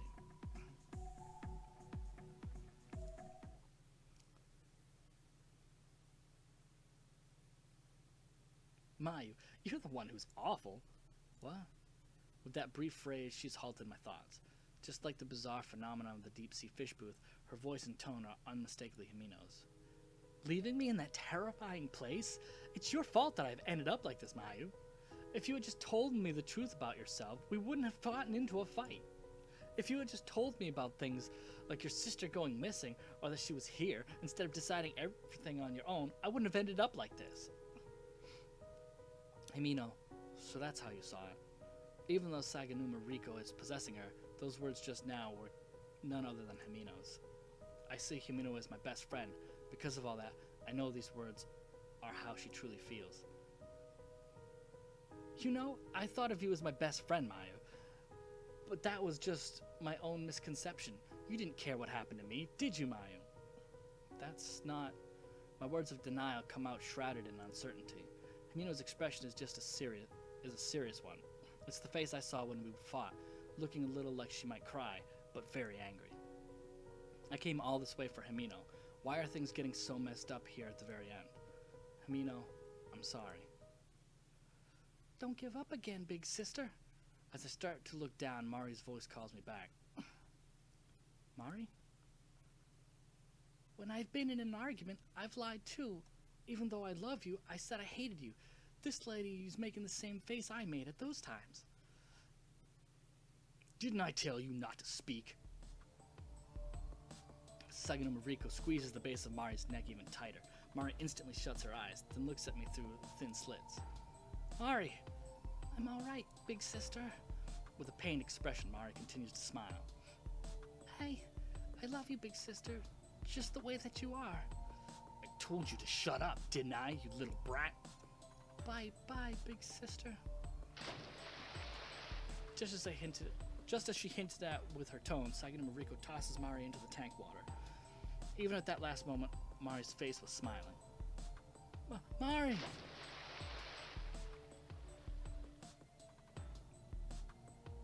It's almost a reflex. I dive into the tank.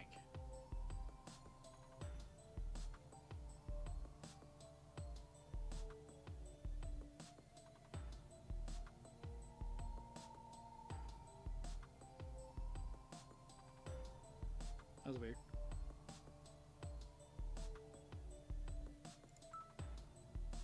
It's like somehow something pressed escape or whatever. Did my mouse jerk over somewhere? Serves you right. I hate such juvenile ways of thinking. Saganuma Riko's shrill laughter resonates from overhead. I swim after Mari as she sinks to the bottom of the tank. Swimming isn't exactly my forte, but no matter what, I want to save her. Die, die, die! This way I'll finally be free. My soul will finally become one with this Mantum aquarium. I swim deeper and deeper. I notice that Mari's body is beginning to float up a little by little. The tanks here in the aquarium contain a great deal of salt, much like seawater, the force of which something's thrown in disappears against the water resistance, causing it to float. I will save Mari. I reach out my hand to grab Mari's. I don't know if I can actually touch Mari's hand, but I definitely have the sensation that I've grabbed something. Just like that, the two of us float upward. At this speed, we should be able to keep breathing.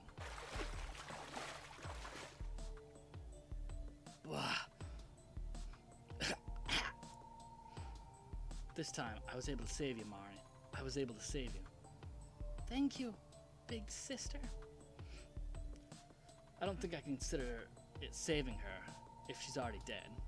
This time, I was able to hold the hand of my one and only little sister, whom I was unable to save 5 years ago. The thoughts and feelings that have lingered for 5 years were finally able to get through. I am unbelievably happy. My, what a pity. Huh?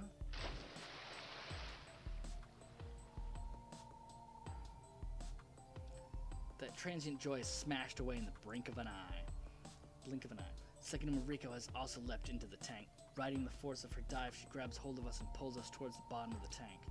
Her strength is so great, it's impossible to think of it as human. No matter how great Himeno's reflexes are, there should be no way for her to drag two people underwater. This is the manifestation of Saganuma Riko's grudge. I thought I would properly curse you to death, but I've changed my mind. You can die here with your best friend. I can hear Saganuma Riko so clearly. Her voice seems to be echoing right through my mind. Despite the fact that we're underwater, it rattles my brain like the clanging of a bell. And become a piece of my grudge, giving shape to my Manton aquarium. This old lady is annoying. What did you say? Mari's faint voice mixes with Saganuma Riko's reverberating shrill laugh.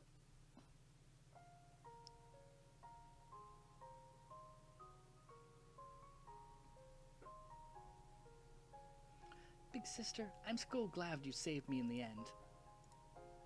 Mari is enveloped by a white light spreading out from her chest. The light gradually glows larger, quickly spreading throughout the entire tank. Take good care of your friend.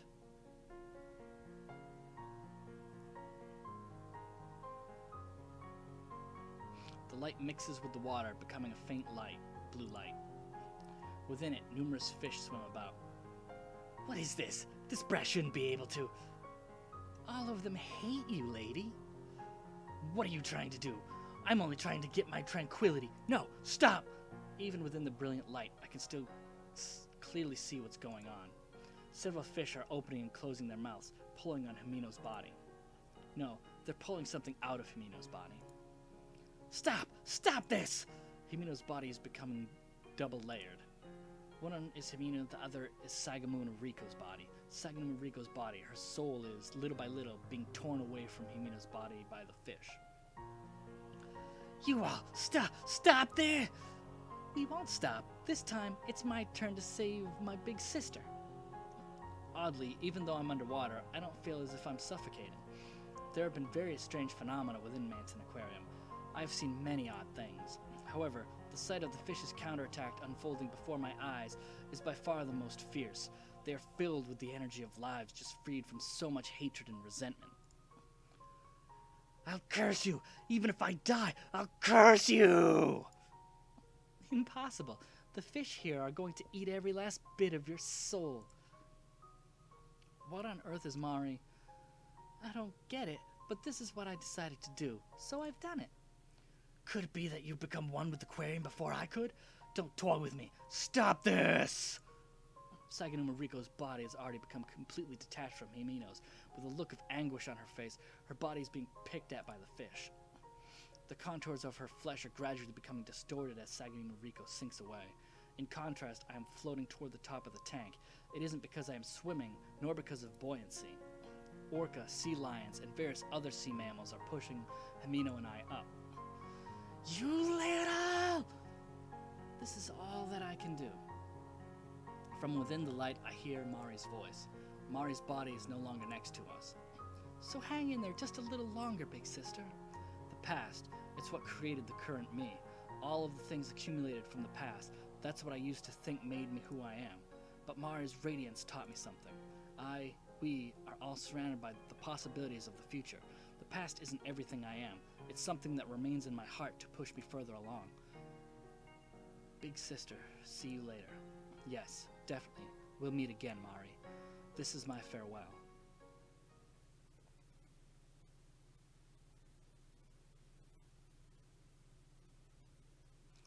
As the light fades, my breathing begins to steady. As for how much time has passed, it hasn't been more than a matter of minutes. I had lost consciousness. I've returned to the walkway on top of the tunnel tank. Next to me, Himino is sleeping. Hey, Himino? Even as I call out to Himino, there is no response. Wait, could she? I begin to feel apprehensive. It isn't impossible.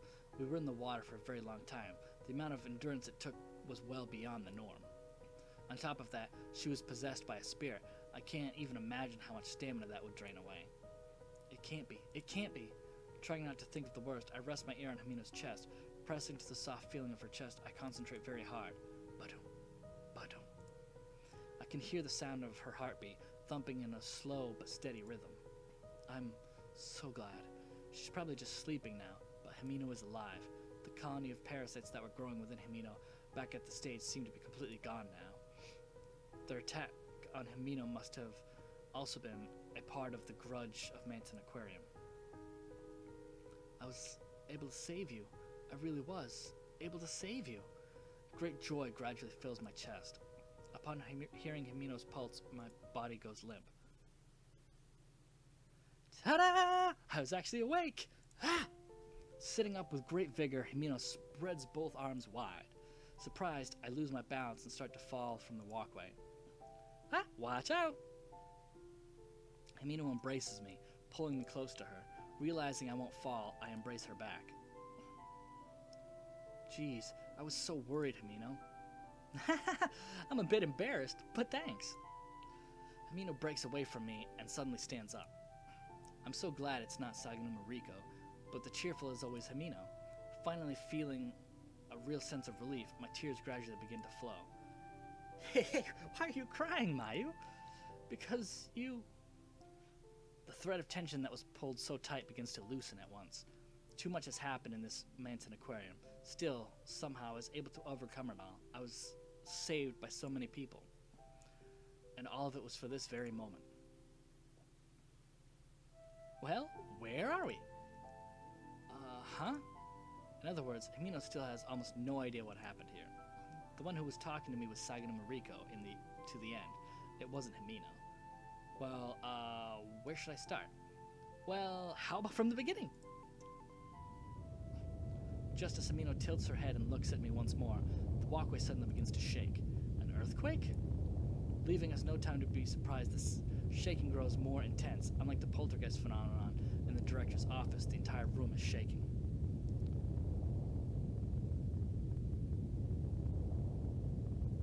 Alright, I gotta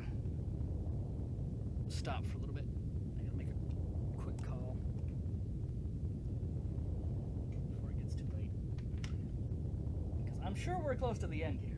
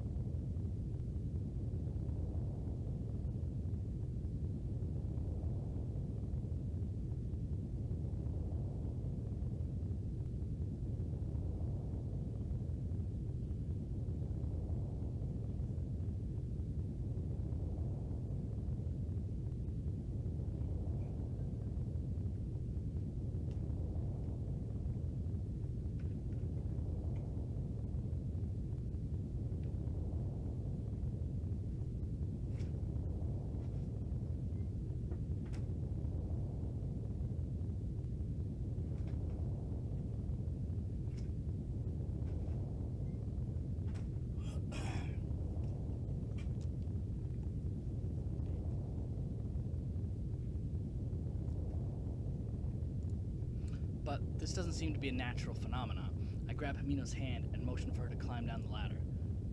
No, it's surely begun to crumble. Crumble? I forcefully bring Himino, who looks like she wants to tell me she doesn't understand this at all, along with me. The ending has begun for everything that this red mantin aquarium held. Despite the fact that we may not understand everything about the grudge or the souls, this space is about to be destroyed. We should head for the exit. At this point, I can't think of anything else. The law of Manton Aquarium is that every time one passes through a door, the time axis changes. The biggest boundary here would definitely be the entrance and exit gate. I don't really get it, but I guess at any rate, we have to hurry, right? Yeah, let's go. Mayu, you're pretty reliable. What are you saying? Jeez, let's hurry. Quickly climbing down the ladder, we rush through the staff passageway. Meanwhile, the ground continues to tremble, causing us to stumble as we move on. As we come out of the passageway, we are taken aback. The booths in Mantum Aquarium themselves look like they've been completely eaten up by bugs and worms. The tunnel tank is cracked throughout and numerous holes are opening up in the floor. What's going on? I think it'd be pretty bad if you fell into one of the holes. Be careful, let's go. Yeah, okay. Given the circumstances, our steps speed up. Before I know it, we've reached the Tokyo Bay fish booth, the booth closest to the exit. Passing through the place we came to first, the gate is right before our eyes. We can see the elevator and reception area on the other side of the gate. However, there's nothing else there. A strange mist hangs in the spaces between the numerous automatic turnstiles. From all throughout the mist comes a bright light. It's all right. I'm sure this is it. My instinct tells me so. When I realize I'm standing in front of the gate with Himino, I am deeply moved. I hear the sound of teardrops falling.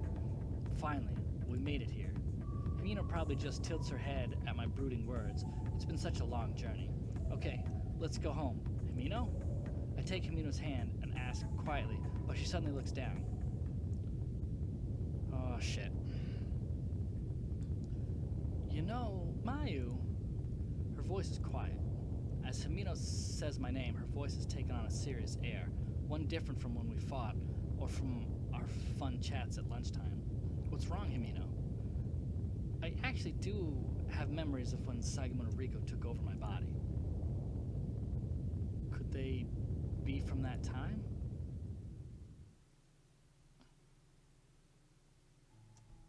That time, the time when Himino told me that I was in her heart.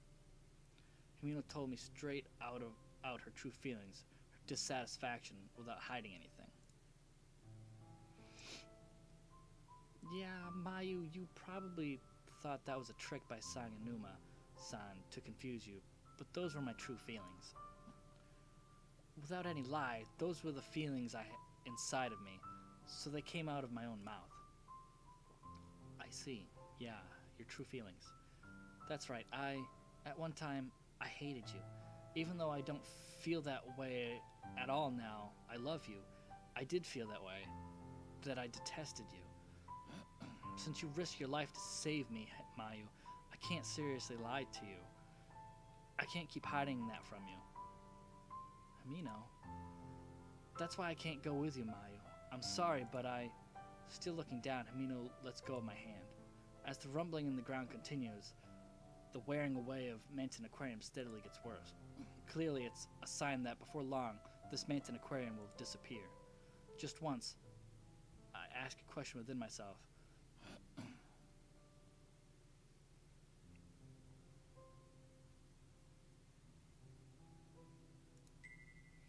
I hear the sound of Hamina weeping. It's rare for her to cry.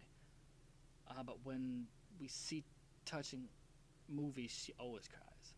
I wonder, why is Hamino crying with such a brooding face? I don't understand the reason. Hamino, you're such a fool. Huh? We're best friends. The past that I like, the parts I don't, friends accept all of it. I tightly grabbed the hand that she had pulled away. Mayu!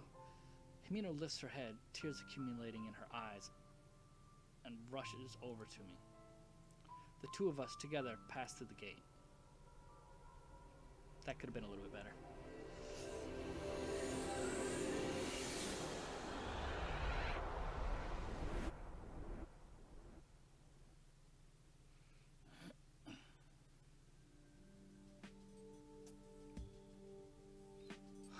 This is staggering. We come out of the gate. Everywhere we look, people, customers and employees. There are innumerable amount of people. Fish are only swimming within the tanks, the color of the water isn't red, and I can't sense any abnormality anywhere. Mayu, this is it, isn't it? Yes, we've come back. We were able to get back. As my eyes settle on the information desk at the entrance, a sudden wave of relief washes over me. Too much has happened since we came here. Hamino and I may have some minor injuries, but we've returned to the real world more or less unscathed.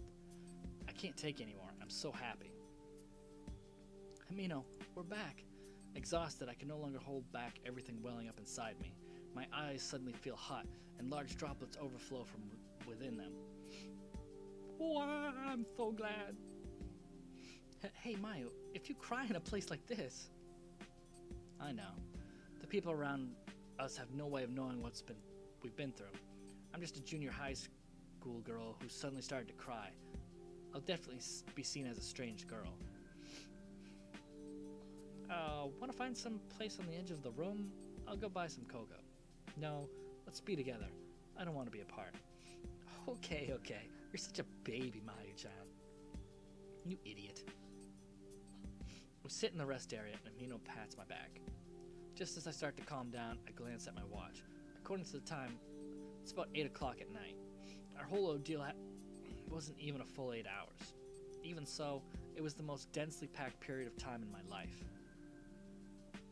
Say, Mayu, what's up, Amino? I love you. Saying this in a conspicuously loud voice, Amino winks at me. Hey, that's a bit sudden. Averting my eyes, I push Amino away, but I can't keep a smile off my face. I don't know which of us is more embarrassed. I wanted to protect this smile, and I did. A bubbling warmth begins to boil over from within. I feel the same. Well then, let's go get some ice cream. Now? Won't we be late getting home? It's alright. I can help you with your exercise. Excuse. In that case, I'll go shopping with you. Having pulled my hand away from Hamino, I board the elevator. The me up to this point would probably just have gone on home. Coming home late once in a while is probably okay. Right now, I want to live in this very precious moment. Manton Aquarium. That place that takes up no more than one corner of Manton East Building is somewhere I can never forget. A sea of stars, a river of lights, everyone is everyone. Just one of those lights. twinkling frantically, the light of life. It doesn't matter if it's fish or people. For both, it's an equally harsh world. Meetings and farewells. A resolution to overcome the farewell that pierces my heart. My heart drips endlessly, just a powerless little drop. However, that sound is surely resonating somewhere.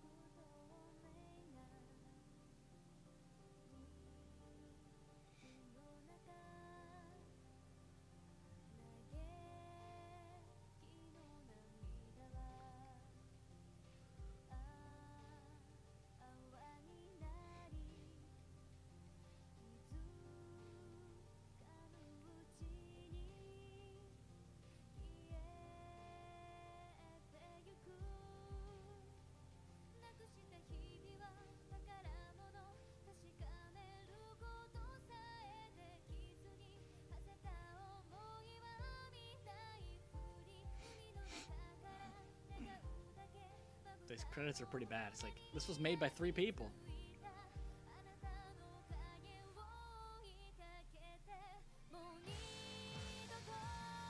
Akio, Ko27, and Shio.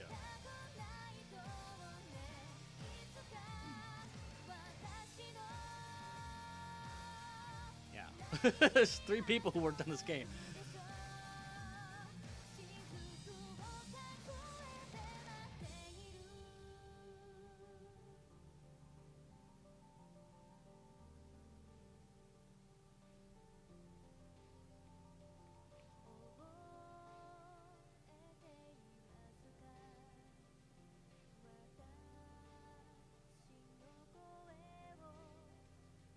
Oh, there we go. There's a 4th person. They outsourced the music. Oh. Daniel P. There's a 5th person.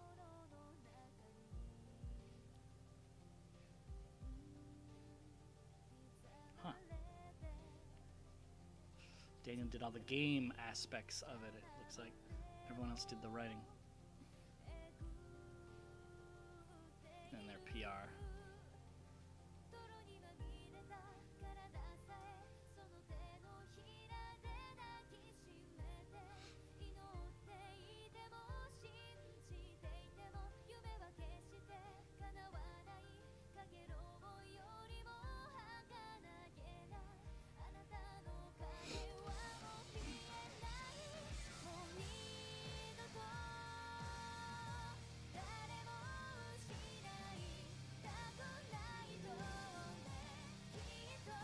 Zuku no Oto.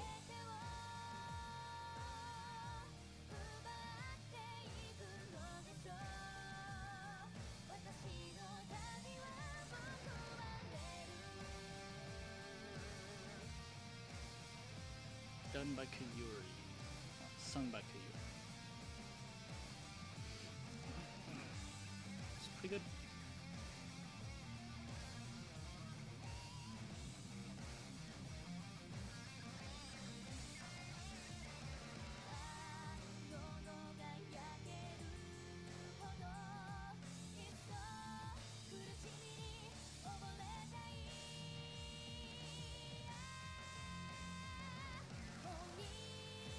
That's really frustrating part of the story is that bitch killed 2 people and got more killed.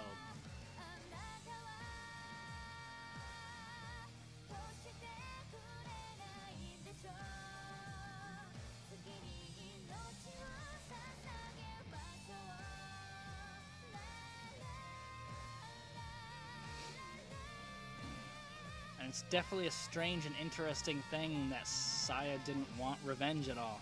She just wanted to know, to confirm her suspicions and figure out who killed her father. but then being killed by that same person, how does that not fuck you up?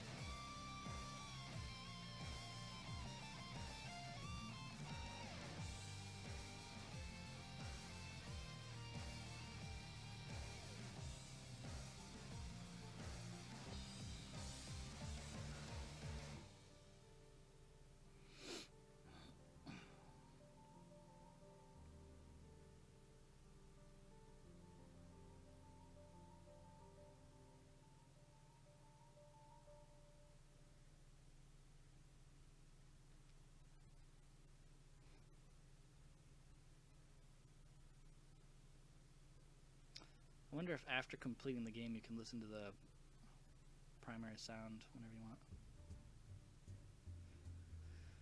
want. Phew!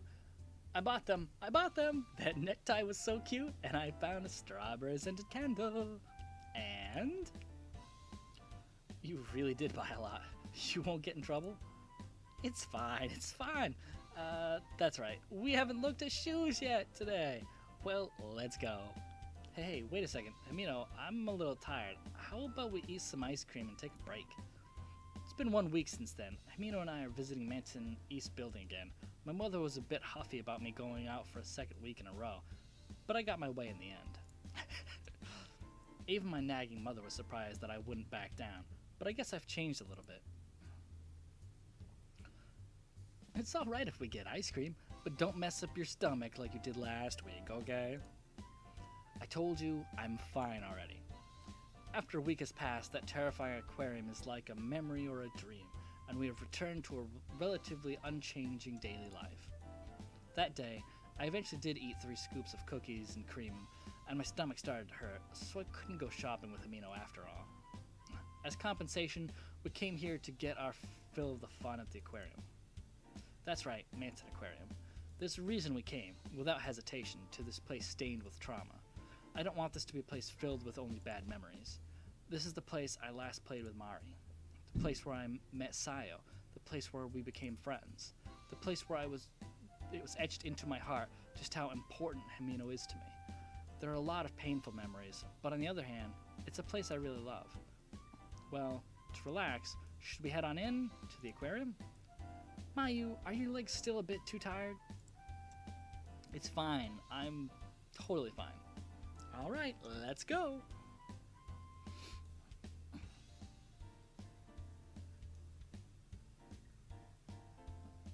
Carrying her shopping bags with both hands, Himino energetically heads for the elevator. Since we've been walking for a bit, the cool breeze from the air conditioning is a nice feeling. The window through which one can see all of Manton gets me excited. An upbeat song I wouldn't normally listen to is playing in the background. Manton East Building is totally fascinating, but the deep blue of Manton Aquarium is incredibly soothing. The beauty of the water and the light, the pulse of life and of the future. What are you doing, Mayu? Let's go! Okay. I speed up to catch up with Himino, who has gone on ahead. From here on, many beautiful things await me in the future. If I try my best, I can overcome all of the challenges awaiting me. That's why this is my farewell. Surely, this is my sound of drops. That was a bit strange to try and tie in.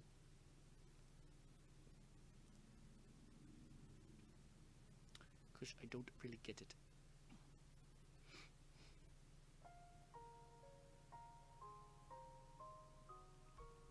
Ooh.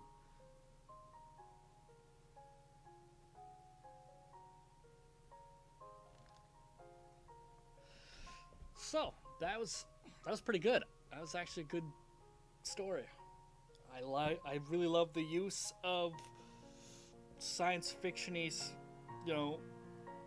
time warping dimensionism formed from the spirits of the dead. That was really nice. I dig that sort of stuff like crazy. Put that sort of thing into any medium, and I'm like, yes, that is great use of sci-fi type things. sci-fi, fantasy, supernatural type things. I mean, I sort of supernatural sci-fi. Whenever you talk about time travel of any sort, it's more science fiction than just supernatural. But due to a lot of the types of people I hang out with, I think sci-fi usually mostly means futuristic stuff to a lot of them. So it's kind of a weird place to talk about certain things. It's like, what sort of genre do these things all fall into? But that was a nice story for my first animu novel. It was rather enjoyable. And I really like how descriptive the death scenes were, because they drug them out so long before you actually confirmed that you were dead that they once pulled that trick where they're like, oh, looks like you're gonna die, you're drowning, the fucking killer whales are attacking you, and then boom, it was actually the right choice. So that was great. If you somehow had gotten to that point without getting a wrong choice and dying, I think that moment might have been a little less impactful. It would have seemed probably you were going to die, but you might have been like, don't know yet. Whereas if you had seen I died twice before that, so you got the feeling of this is exactly how they set up their death scenes, as they let it drag on and slowly sink you into it, but then they instantly draw you out of it. So I was like, great stuff. But with many stories, it sucks that at the end, all it was is she managed to save her one friend that she went in with, and their friendship got stronger, but all that was lost in that place is still, I can't see that as a happy ending. And it's sort of that way for a lot of movies. It's like, it'll be all this bad shit, and then at the end, oh, the characters are happy. It's like, how can you be happy with all this bad shit that happened? You know? That'd be like doing a film or whatever of some people from 9/11 buildings getting out, and it's like, oh, happy ending because you got out. It's like, sure, that's fucking awesome for you that you got out, but everything about that whole situation is still a massive tragedy. And it's hard to even look at the little shining lights of good shit that happened around it with all of the bad. Because, I mean, the fact that Sayu was murdered by the same bitch that murdered her father is just, that's crushing. Just fucking crushing. And the fact that because of her, the little sister died is equally fantastically crushing. Because it's just like, if they hadn't have had that argument, none of that shit would have happened. And just, fuck. Ugh.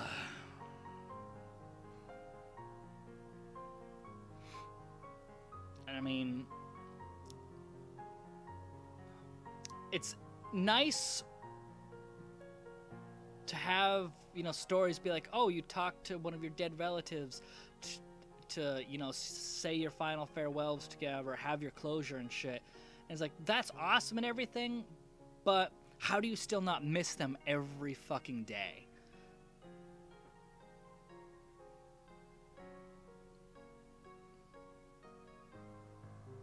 Just, there's no real conclusion to things. Life doesn't have conclusions.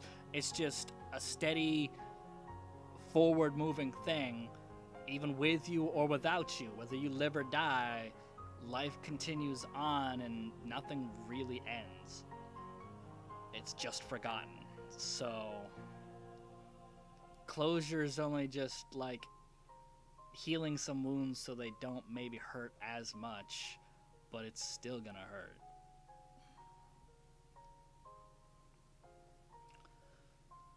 But anyway, that was really good. hopefully whatever one I do next will be equally as enjoyable. Which makes me wonder if a lot of them are going to be like horror, adventure, mystery sort of things like this. Because I think I would enjoy that more. Anyway, that is all for this story.